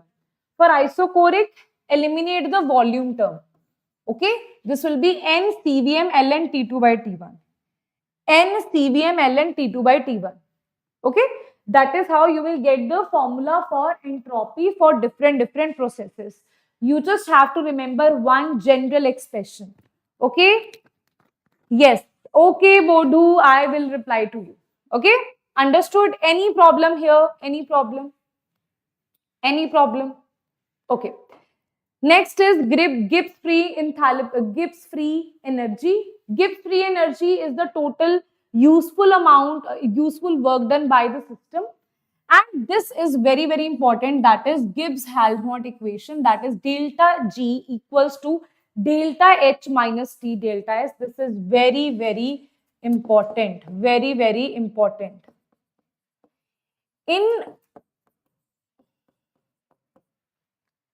2025 only, they have asked around, I think, 5 to 6 questions based on Gibbs-Helmholtz equation, right? And it's a very frequent question that they ask you, right? Other is this delta H, right? This delta H is equals to delta U plus P delta V, or you can also write it as delta H equals to delta U plus N delta N R delta T. Okay, this also we have done before as well, right? In case of delta H, they can also write QP. In case of delta U, they can also write QV. Understood? Now, talking about Gibbs-Helmholtz equation, how they will ask you the question, let us see. Okay, always remember, if spontaneous process delta G is negative, for non-spontaneous process delta G is positive, for at equilibrium delta G will be equals to 0. Okay. Now, what kind of question they will ask you? See, first thing is, if you say delta H is positive and T delta S is positive, in that case, for delta G to be spontaneous, T delta S should be greater than delta H. Only then, okay, if you're saying, if you're saying both are positive, here this is positive, this is positive. If both are positive, then T delta S should be greater than delta H if you want spontaneous process. Okay. If we are saying that this is negative and this is also negative. Okay. That means overall what you will have minus of delta H plus of T delta S. Now, if you want to have delta G as negative, then the magnitude of delta H should be greater than T delta S. Only then it can be spontaneous. That means delta G can be negative. Next is, if this is negative and this is positive, in that case, it will be minus delta H minus T delta S. Now, it doesn't matter what is the magnitude, always for all the cases, any case, it is going to be spontaneous for any case, because always it is going to be negative. That is the usage of Gibbs-Helmholtz equation. That is how they ask you the question, that what are the conditions for it to have spontaneous. They will give you any condition. They will ask you whether it is spontaneous or non-spontaneous process. Okay. Then there is third law of thermodynamics. Third law of thermodynamics, usually the questions are not asked. Just go through this. The entropy of perfectly crystalline solid may be taken as 0, the absolute 0 of the temperature. Okay, right? It will be taken as 0, right? That's it, what you have to remember. Okay, this you don't have to go through that. Just remember that delta S is equals to delta H by T fusion. Delta S vaporization is equals to delta H vaporization by T. Delta S fusion is equals to delta U fusion by T. Delta S vaporization is equals to delta U vaporization by T. Okay. for a perfectly crystalline solid substance at 0 Kelvin, entropy will be equals to 0. For absolute 0, the entropy of a perfect crystalline solid is going to be 0. Now let us do the questions based on this. Everybody, yes.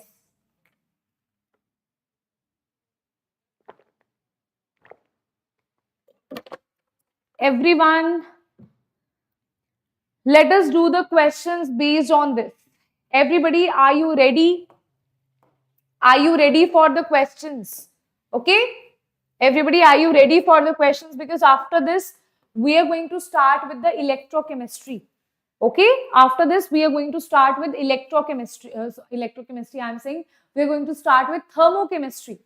Okay? Chalo.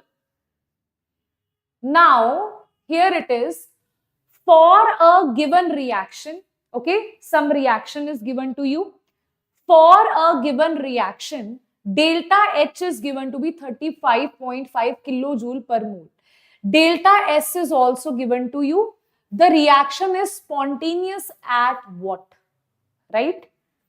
We know that delta G is equals to delta H minus T delta S. Okay? That means this should be negative. That means delta G should be less than 0. Okay, if I am saying for a spontaneous process, delta G is less than 0, that means delta H minus T delta S is less than 0. Okay. So we can write here, that means delta H should be less than T delta S. Okay. If x minus y is less than 0, that means, if I am saying x minus y is less than 0, that means here x should be less than y. Okay, only then this term will be negative, right? So that means delta H should be less than T delta S. Now here we can write T is equals to delta H by delta S. That means we can write here that temperature should be greater than delta H by delta S. Delta H is given to me, that is 35.5. This is in kilojoule. So I'll multiply this by 10 raised to power 3. This is 83.6. This is joule per Kelvin. So solve this, you will get your answer in joule. Okay? Sorry, you will get your answer in Kelvin. Okay? The answer will be what? The answer will be, it will be greater than 425. Okay? Understood? Chal. Next is when 1 mole of an ideal gas. Next question is when 1 mole of an ideal gas, there is 1 mole of the ideal gas here, right, is compressed to half of the initial volume. Very, very important question from your entropy, the formula that we have done. When 1 mole of the ideal gas is compressed to half of its initial volume, that means V2 is equals to V1 by 2. Okay? And simultaneously heated to twice its initial temperature. That means temperature is changing, the change in the entropy. Okay. Okay. So you have temperature is also changing. That means T2 is equals to simultaneously heated to twice of its initial temperature. That means T2 is equals to 2 of T1. This is given to you. Now you have to see that formula where you have volume also and temperature also. This is given in this particular formula. You have volume also, you have temperature also. You will put here T2 is equals to 2 T1. Here you will put V2 is equals to 1 by 2 of V1. Okay, you will solve this and you will get your answer. Okay, so this formula you will apply here. Okay, students? Chalo. This is the formula that you are going to use. NCVM ln of T2 by T1 plus NR ln V2 by V1. You just put the values, you will get ln of 2. This is ln of 1 by 2. Here if you solve this, this will be, because it is 1 mole, so this is 1, this is also 1. So this is CVM ln of 2 plus R, this is ln, this is 2 raised to power minus 1. This will come out to be minus of R ln of 2 You take ln as common, so this will be CVm minus R. Okay, this will be ln of 2 CVm minus R. So you can see the formula here, CVm minus R ln of 2, that is D is the correct answer. Okay, they are asking question based on that formula of entropy, and it is not a complicated question. If you know that formula, that one formula of adiabatic equation, you can easily solve everything. Beta, is that clear? Is this thing clear to everybody or not? Is this thing clear to everybody or not? Till when? Maybe next 15 minutes. 15 more minutes, beta. 15 more minutes, okay? Acha, is that clear? Is that clear to everybody? Right? Okay. Now, relationship between delta H and delta U that I have told you so many times in today's lecture only, that just remember delta H is equals to delta U plus delta PV. Okay? If pressure is constant, then it will turn out to be delta H is equal to delta U plus P delta V. If volume is constant, it will be delta H is equals to delta U plus V delta P. And also there is one more formula, that is delta H is equals to delta U plus delta NGRT. Okay, these are the formulas that you should use. Okay, very, very, very important equation. Okay, very important equation, right? Okay. Let us see one question here based on this, right? Let us see this question. Here they have given us for the combustion of C6H5COOH. Okay, combustion of this particular at 300. See, whenever a reaction is given to you, which formula you should use? Tell me, whenever a reaction is given to you, should you use this formula? This is formula number A. Let's say this is formula number 1, this is 2. Whenever a chemical reaction is given to you, should you use this formula or this formula? 1 or 2? Everybody in the comment section. 1 or 2? Whenever a chemical reaction is given to you, should you use first formula or the second formula? Yes, everybody? Okay? Yes. Okay.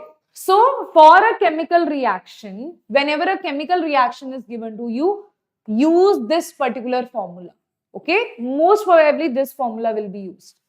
For a combustion at 301 atmospheric temperature, but when atmospheric pressure, heat released is 300 kilojoules. Okay.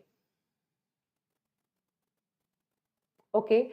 Calculate the heat released. Okay, beta. Now what you saw, at constant pressure heat released. At constant pressure heat released is given to be 300 kilojoule. Released means when you have to give out the heat, it will be negative, so 300 kilojoules. Okay.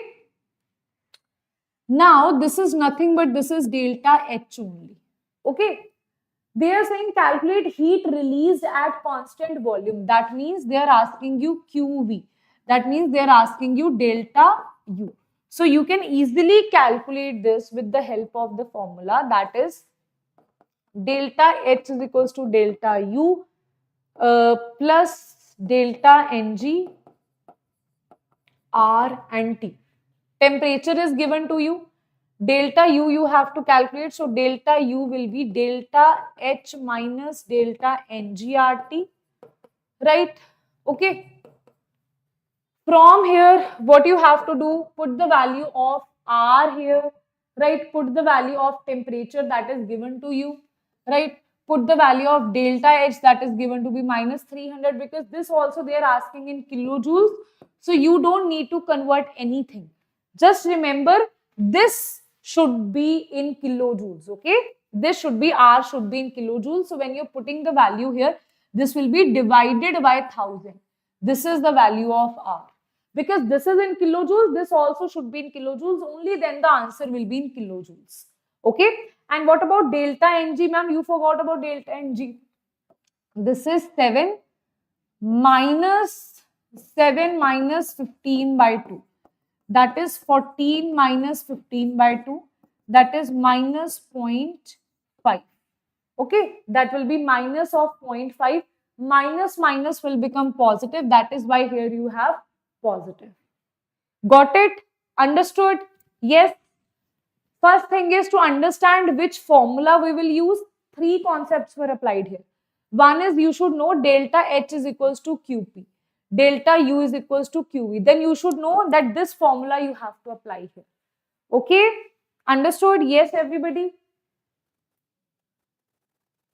Okay.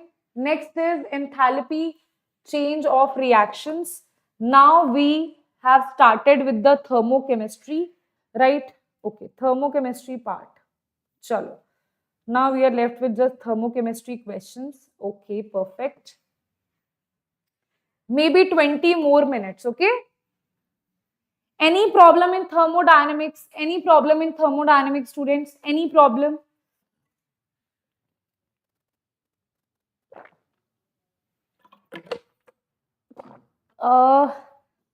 Yes, there is definitely prerequisite, but now you don't have time for prerequisites, okay? So now to just focus on the one-shots and concepts and questions. You should definitely know the ideal gas equation. That, so if you see my lecture, it is good enough for you, okay? Understood? Now, enthalpy change of the reaction. Enthalpy change in the reaction, okay? That you have to see. Let us see that here. Amount of heat lost or gained in the chemical reaction when all the reactants products are maintained at the same temperature. That is the enthalpy change. Now always remember the enthalpy change of the reaction. If they have given you the sum of the enthalpies, right, that will be equals to product minus reactants. If any enthalpy, let's say enthalpy of combustion is given, enthalpy of formation is given, any enthalpy is given, always according to that reaction, it will be product minus reactant. But only in case of bond energy, in case of bond energy, but in case of bond energy, it will be reactant minus products. Okay.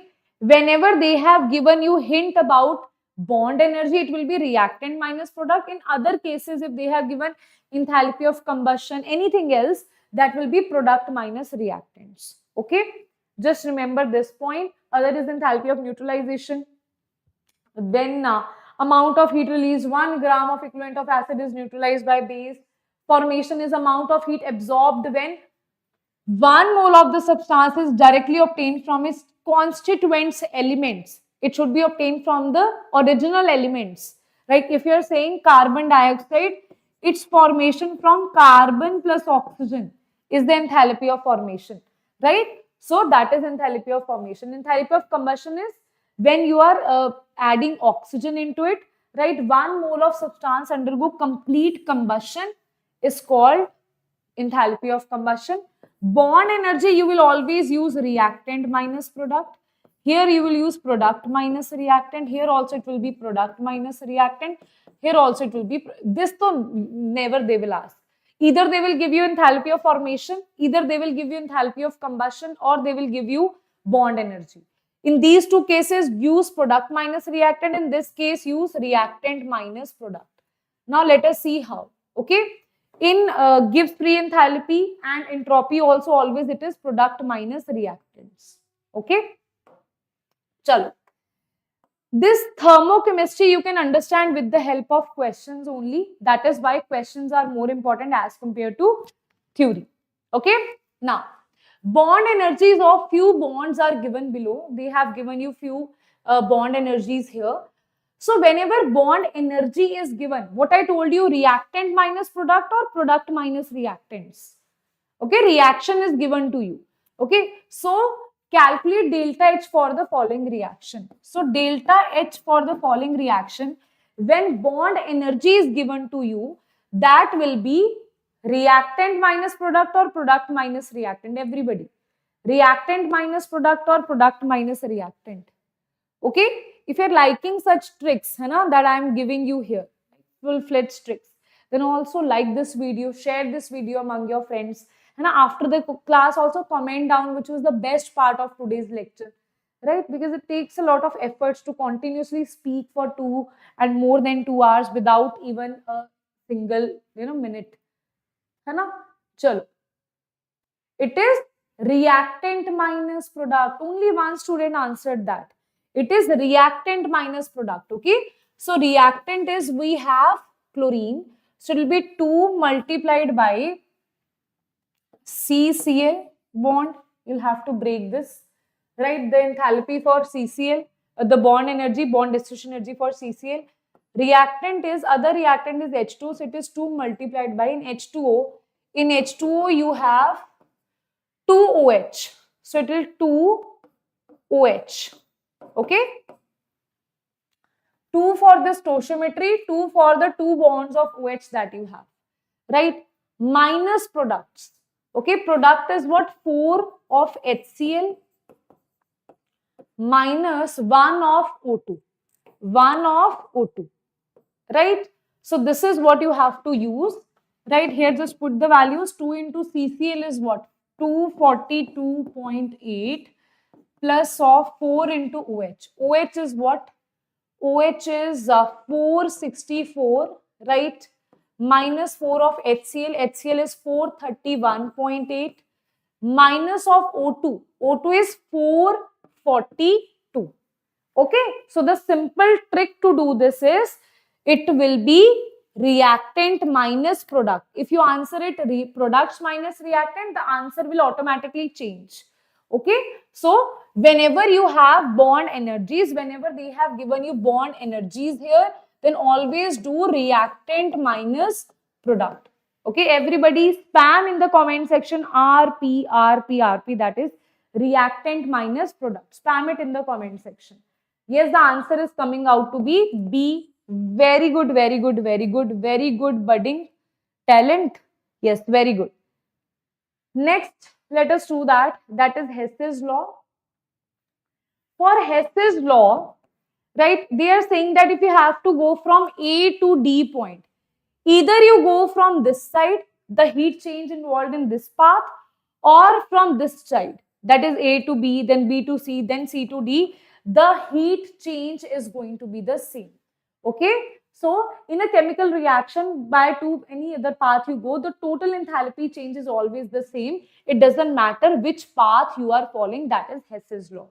Right. So the application of Hess's law is extremely important for you, and questions they are asking based on Hess's law. Okay. What kind of questions they are asking? Let us see that.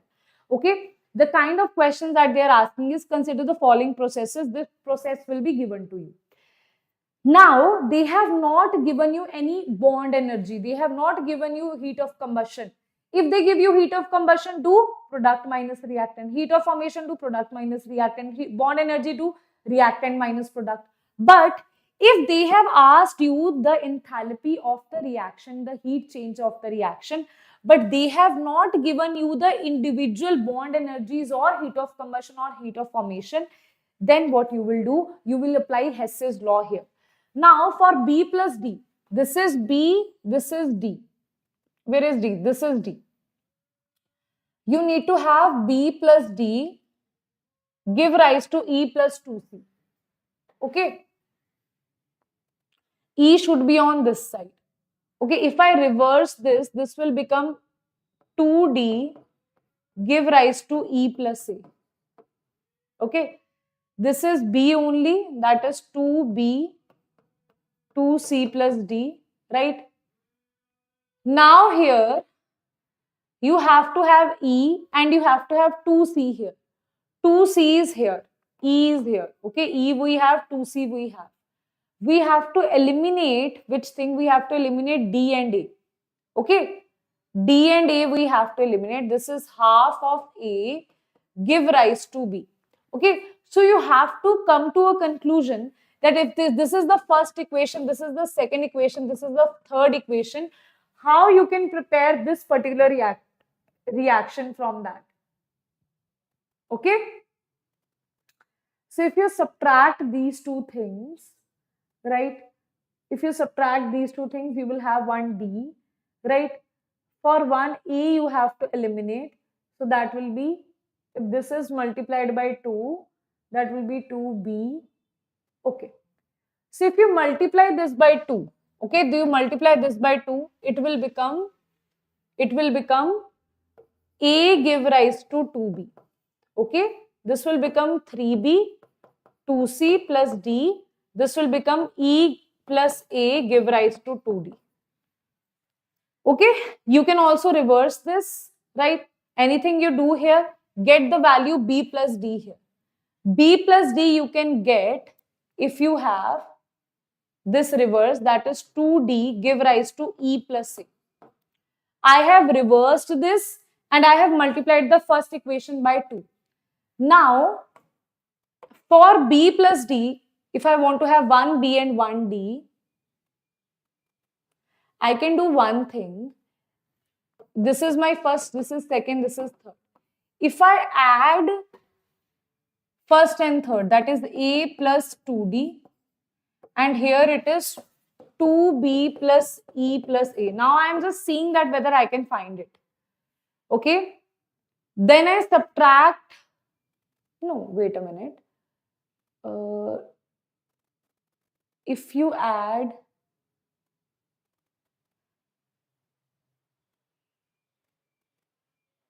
what you can do, I have to subtract this from this way and this from this, this from this. Okay, I think the formula that you will use is A to 2B. Yes, we have done that. 3B, 2C plus D. This also we have done. This also we have reversed. Reversed we have done. Acha, by adding this only we are getting it kya? And let me just see. This is A plus 3B plus 2D give rise to 2C plus 2B plus D plus A plus E. Okay, so this will be A plus 2B, this will become 2B, this will become D, this will become A, and this will become E. Okay, so A will cancel out, right? A will cancel out. Then you will be left with E here. D you can cancel out here, there will be 1D. B also you can cancel out here. This will be 2C, and this will be left with 3B. Not even 3B, you will be left with 1B. This will give rise to B plus D, E plus 2C. Yes. So you just have to add these. I just got little confused there. So what you have to do, this is basically a hit and trial only.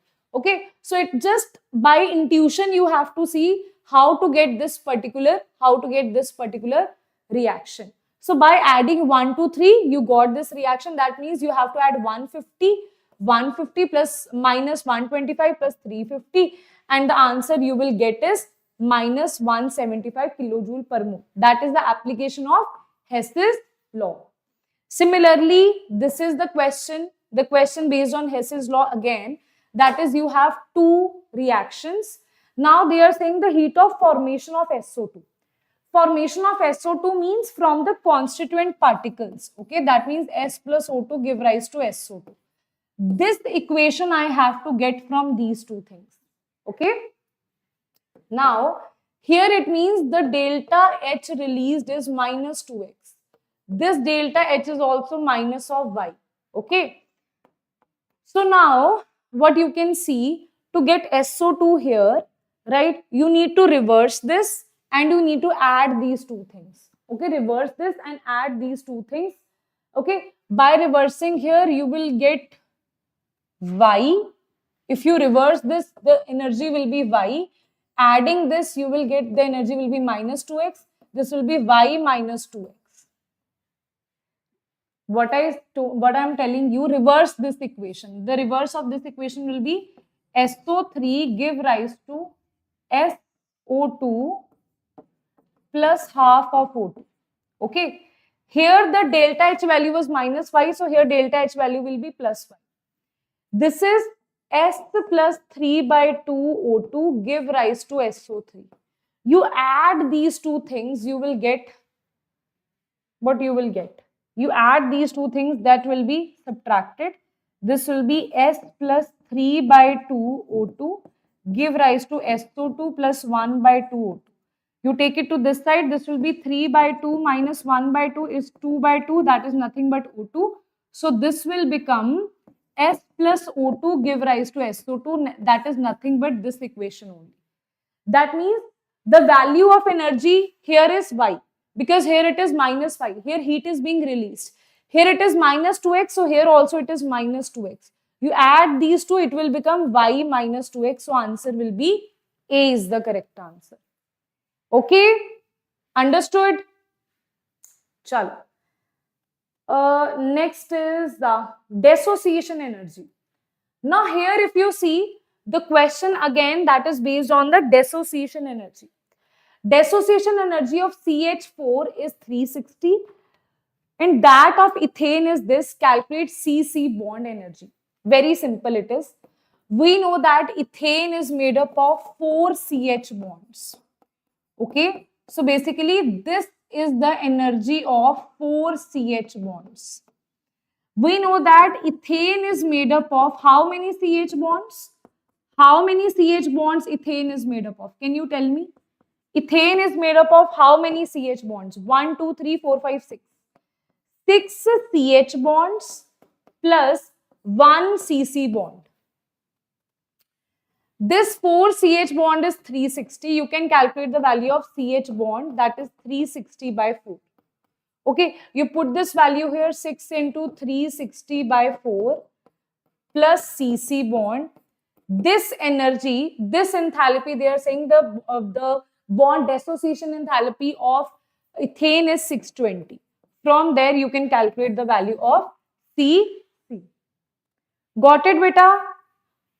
From thermochemistry, very simple questions they ask. Okay, that's why I don't want you to skip this particular thing. Okay, if you skip this, you will eventually you are losing marks on very simple things. Okay, now we have 2-3 questions, right? That are, I would say, little new questions, I would say, for you, right? That you have to use your brain. Okay. These are mixed questions. Okay, now 4-5 questions, we have mixed questions. After that, the class will end.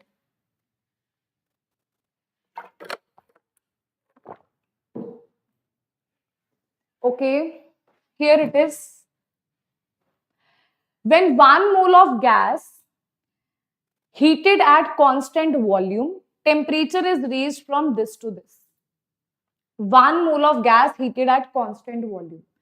1 mole of gas at constant volume, tell me one thing, if it is heated at constant volume, that means work is going to be 0 here, right? Work is going to be 0 at constant volume. Temperature is raised from this to this, heat supplied to the gas, that means we are supplying the heat. The heat is absorbed by the system, that means it will be positive. Okay, so delta U is equals to Q plus W. If W is 0, that means delta U is equals to Q, right? So heat, we know that is given to be 500. It is given to the system, so it is positive. So internal energy will also be the same. So answer will be B is the correct answer. Okay, answer is B is the correct answer. Next question.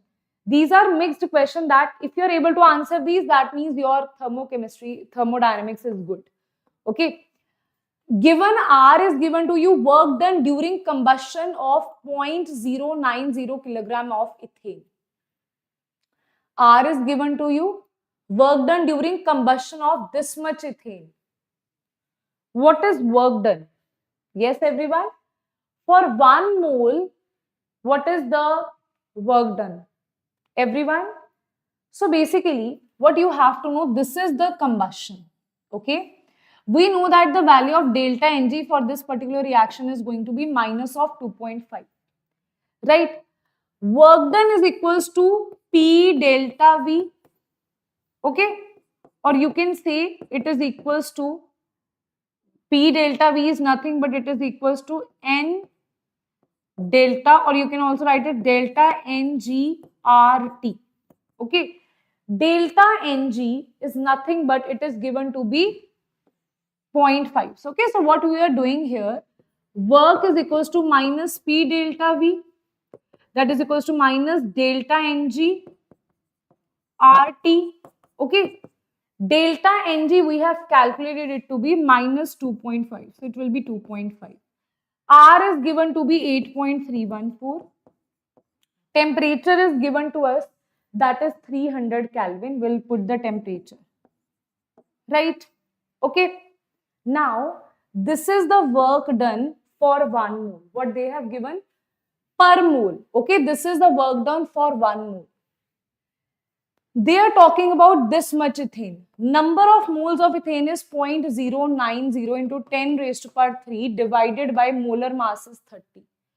For 1 mole, this is the work done. The work done is this.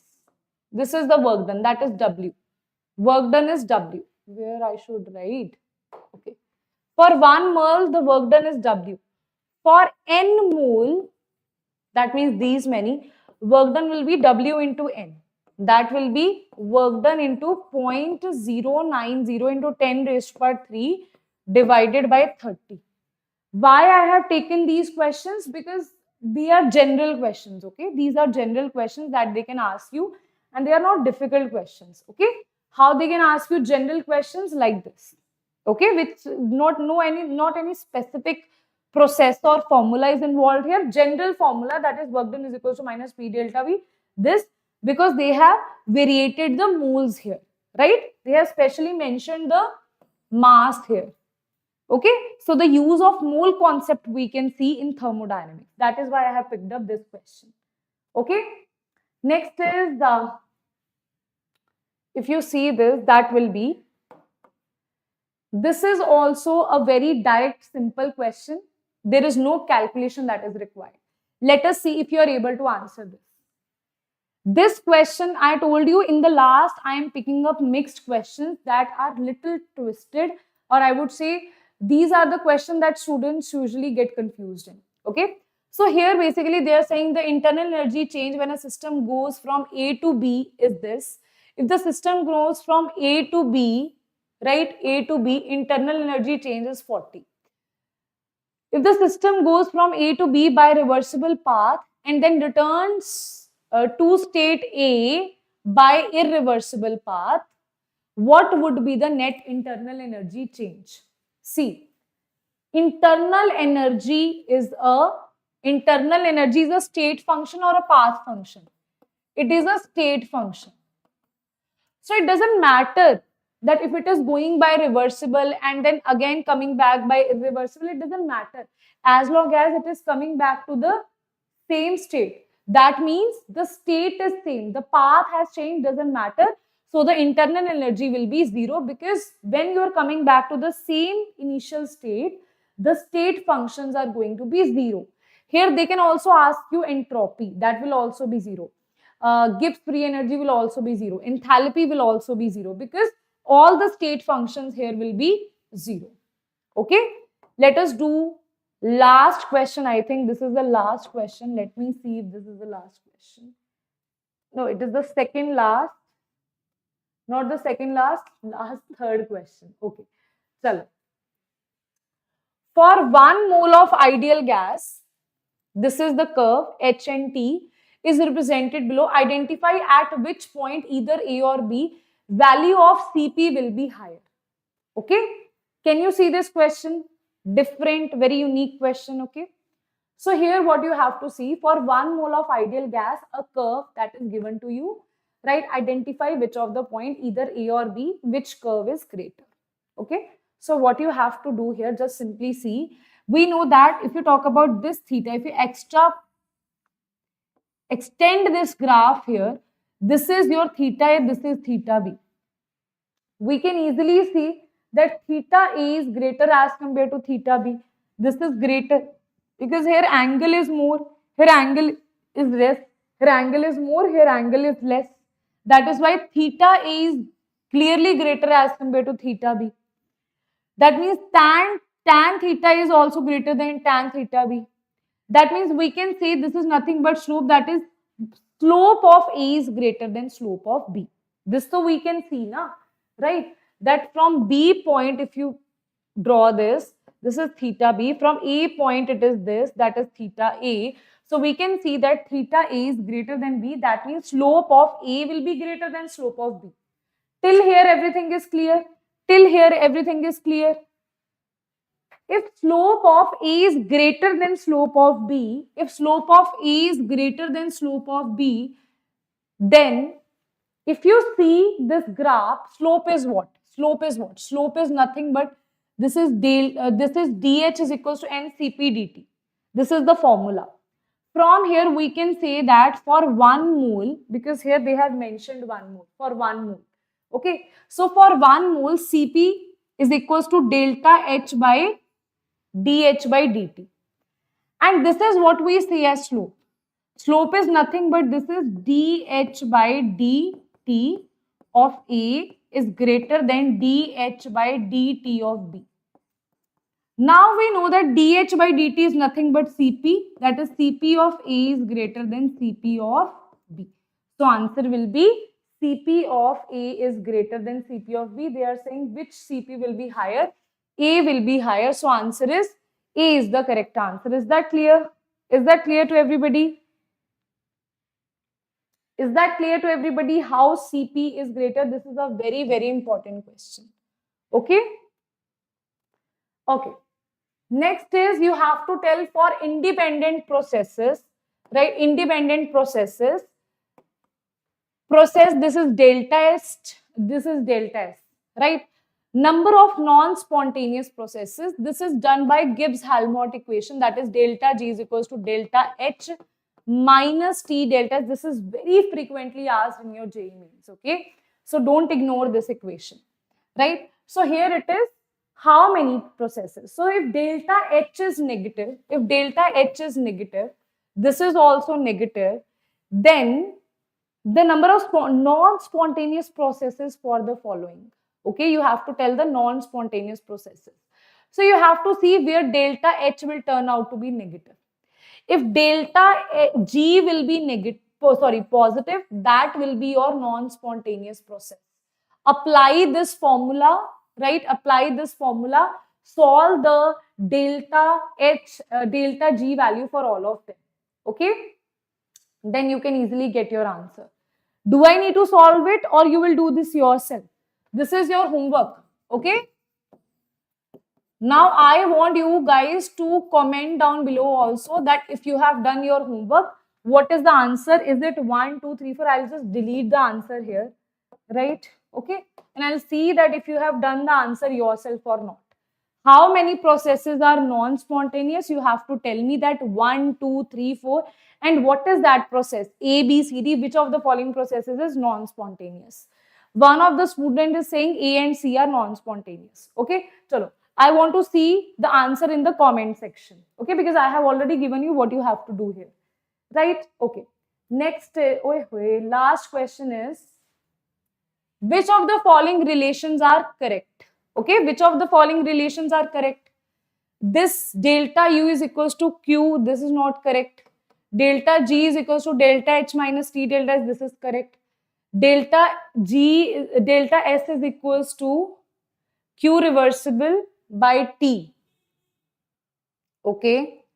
And delta H is equals to delta U minus delta NGRT. Right. So I can see that here your answer will be B and D. Hai na? So answer is going to be, wait a minute, delta H is equals to delta U minus N delta H. You should also know that there should be G here. Okay? Because here is only you have delta N. Okay? We are talking about gaseous moles. We are not talking about simple solid or liquid moles. So here it should be delta Ng. So this also becomes incorrect. This is so definitely incorrect. So only B and C are the correct. Okay? Those many things you have to see. Got it? Okay, everybody? Okay. So your homework question is this one. I'll just put it on the last page. Right? You can also take the screenshot here. I want to see how many of you do your homework, right? I'll see that in the comment section, right? Today at 7 p.m., I'll see How many of you have actually done the homework? Okay, I'll see that. Now, for those students who want to have more detailed lecture, more previous year question practice, right? Then beta, we have the batch that is JEE means attempt to crash batch for you, which has started from 12th of March. And currently what we are providing you, that is targeted revision, right? Weak areas will be focused. Speed and accuracy boost will be there. Quizzes will be there in the class itself. Smart practice, that means full on problem solving, previous year questions, everything will be there. Mock test and analysis. Okay, so you will see that mock tests are taken, right? Proper analysis report card is provided to you, right? Batch has already started from 12th of March. Daily, what will be the timings of the sessions? So it is going to be from 3 p.m. till 10 p.m. Okay, in between the breaks you will have, and you will have total 4 sessions, right? Every day you will have number of sessions per day, right? That is going to be 3. And here every day what you are going to see, that in class you will have live classes by the master teacher. In class doubt solving. So now in class doubt solving means you can ask the doubts in the class itself, right? Okay, you also have class teacher in the class apart from the teacher who is teaching you, where you can ask your doubts, right? Live quizzes and leaderboards will be provided to you. Practice question discussion and previous year question discussion. Most important previous year questions will be discussed, right?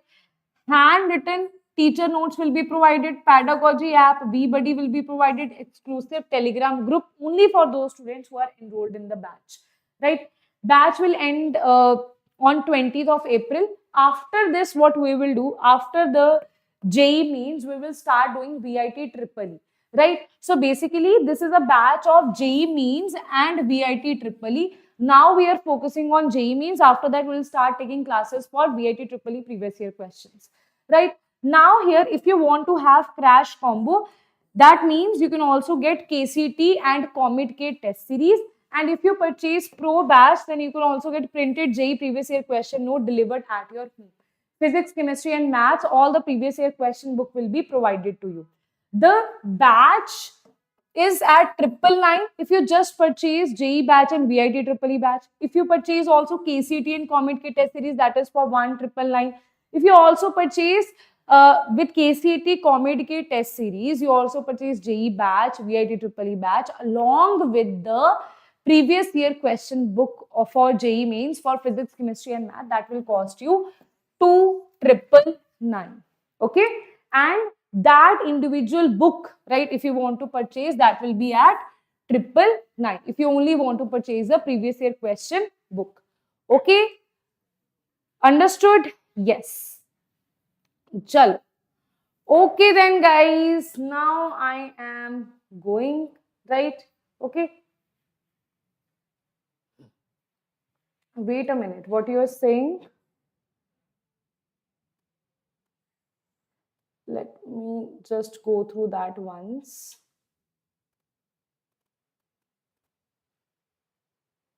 Just give me a minute. My mistake. I think brain is shutting down now. Yeah. This should be positive, है ना? It's not delta NG. I was thinking about that only. It should be positive here. The correct answer is this should be delta H is equals to delta U plus delta NG RT. That's why this is the wrong question. Okay? Chal. That is done. Now all the details regarding the batch are in the description box. You can go and check that out.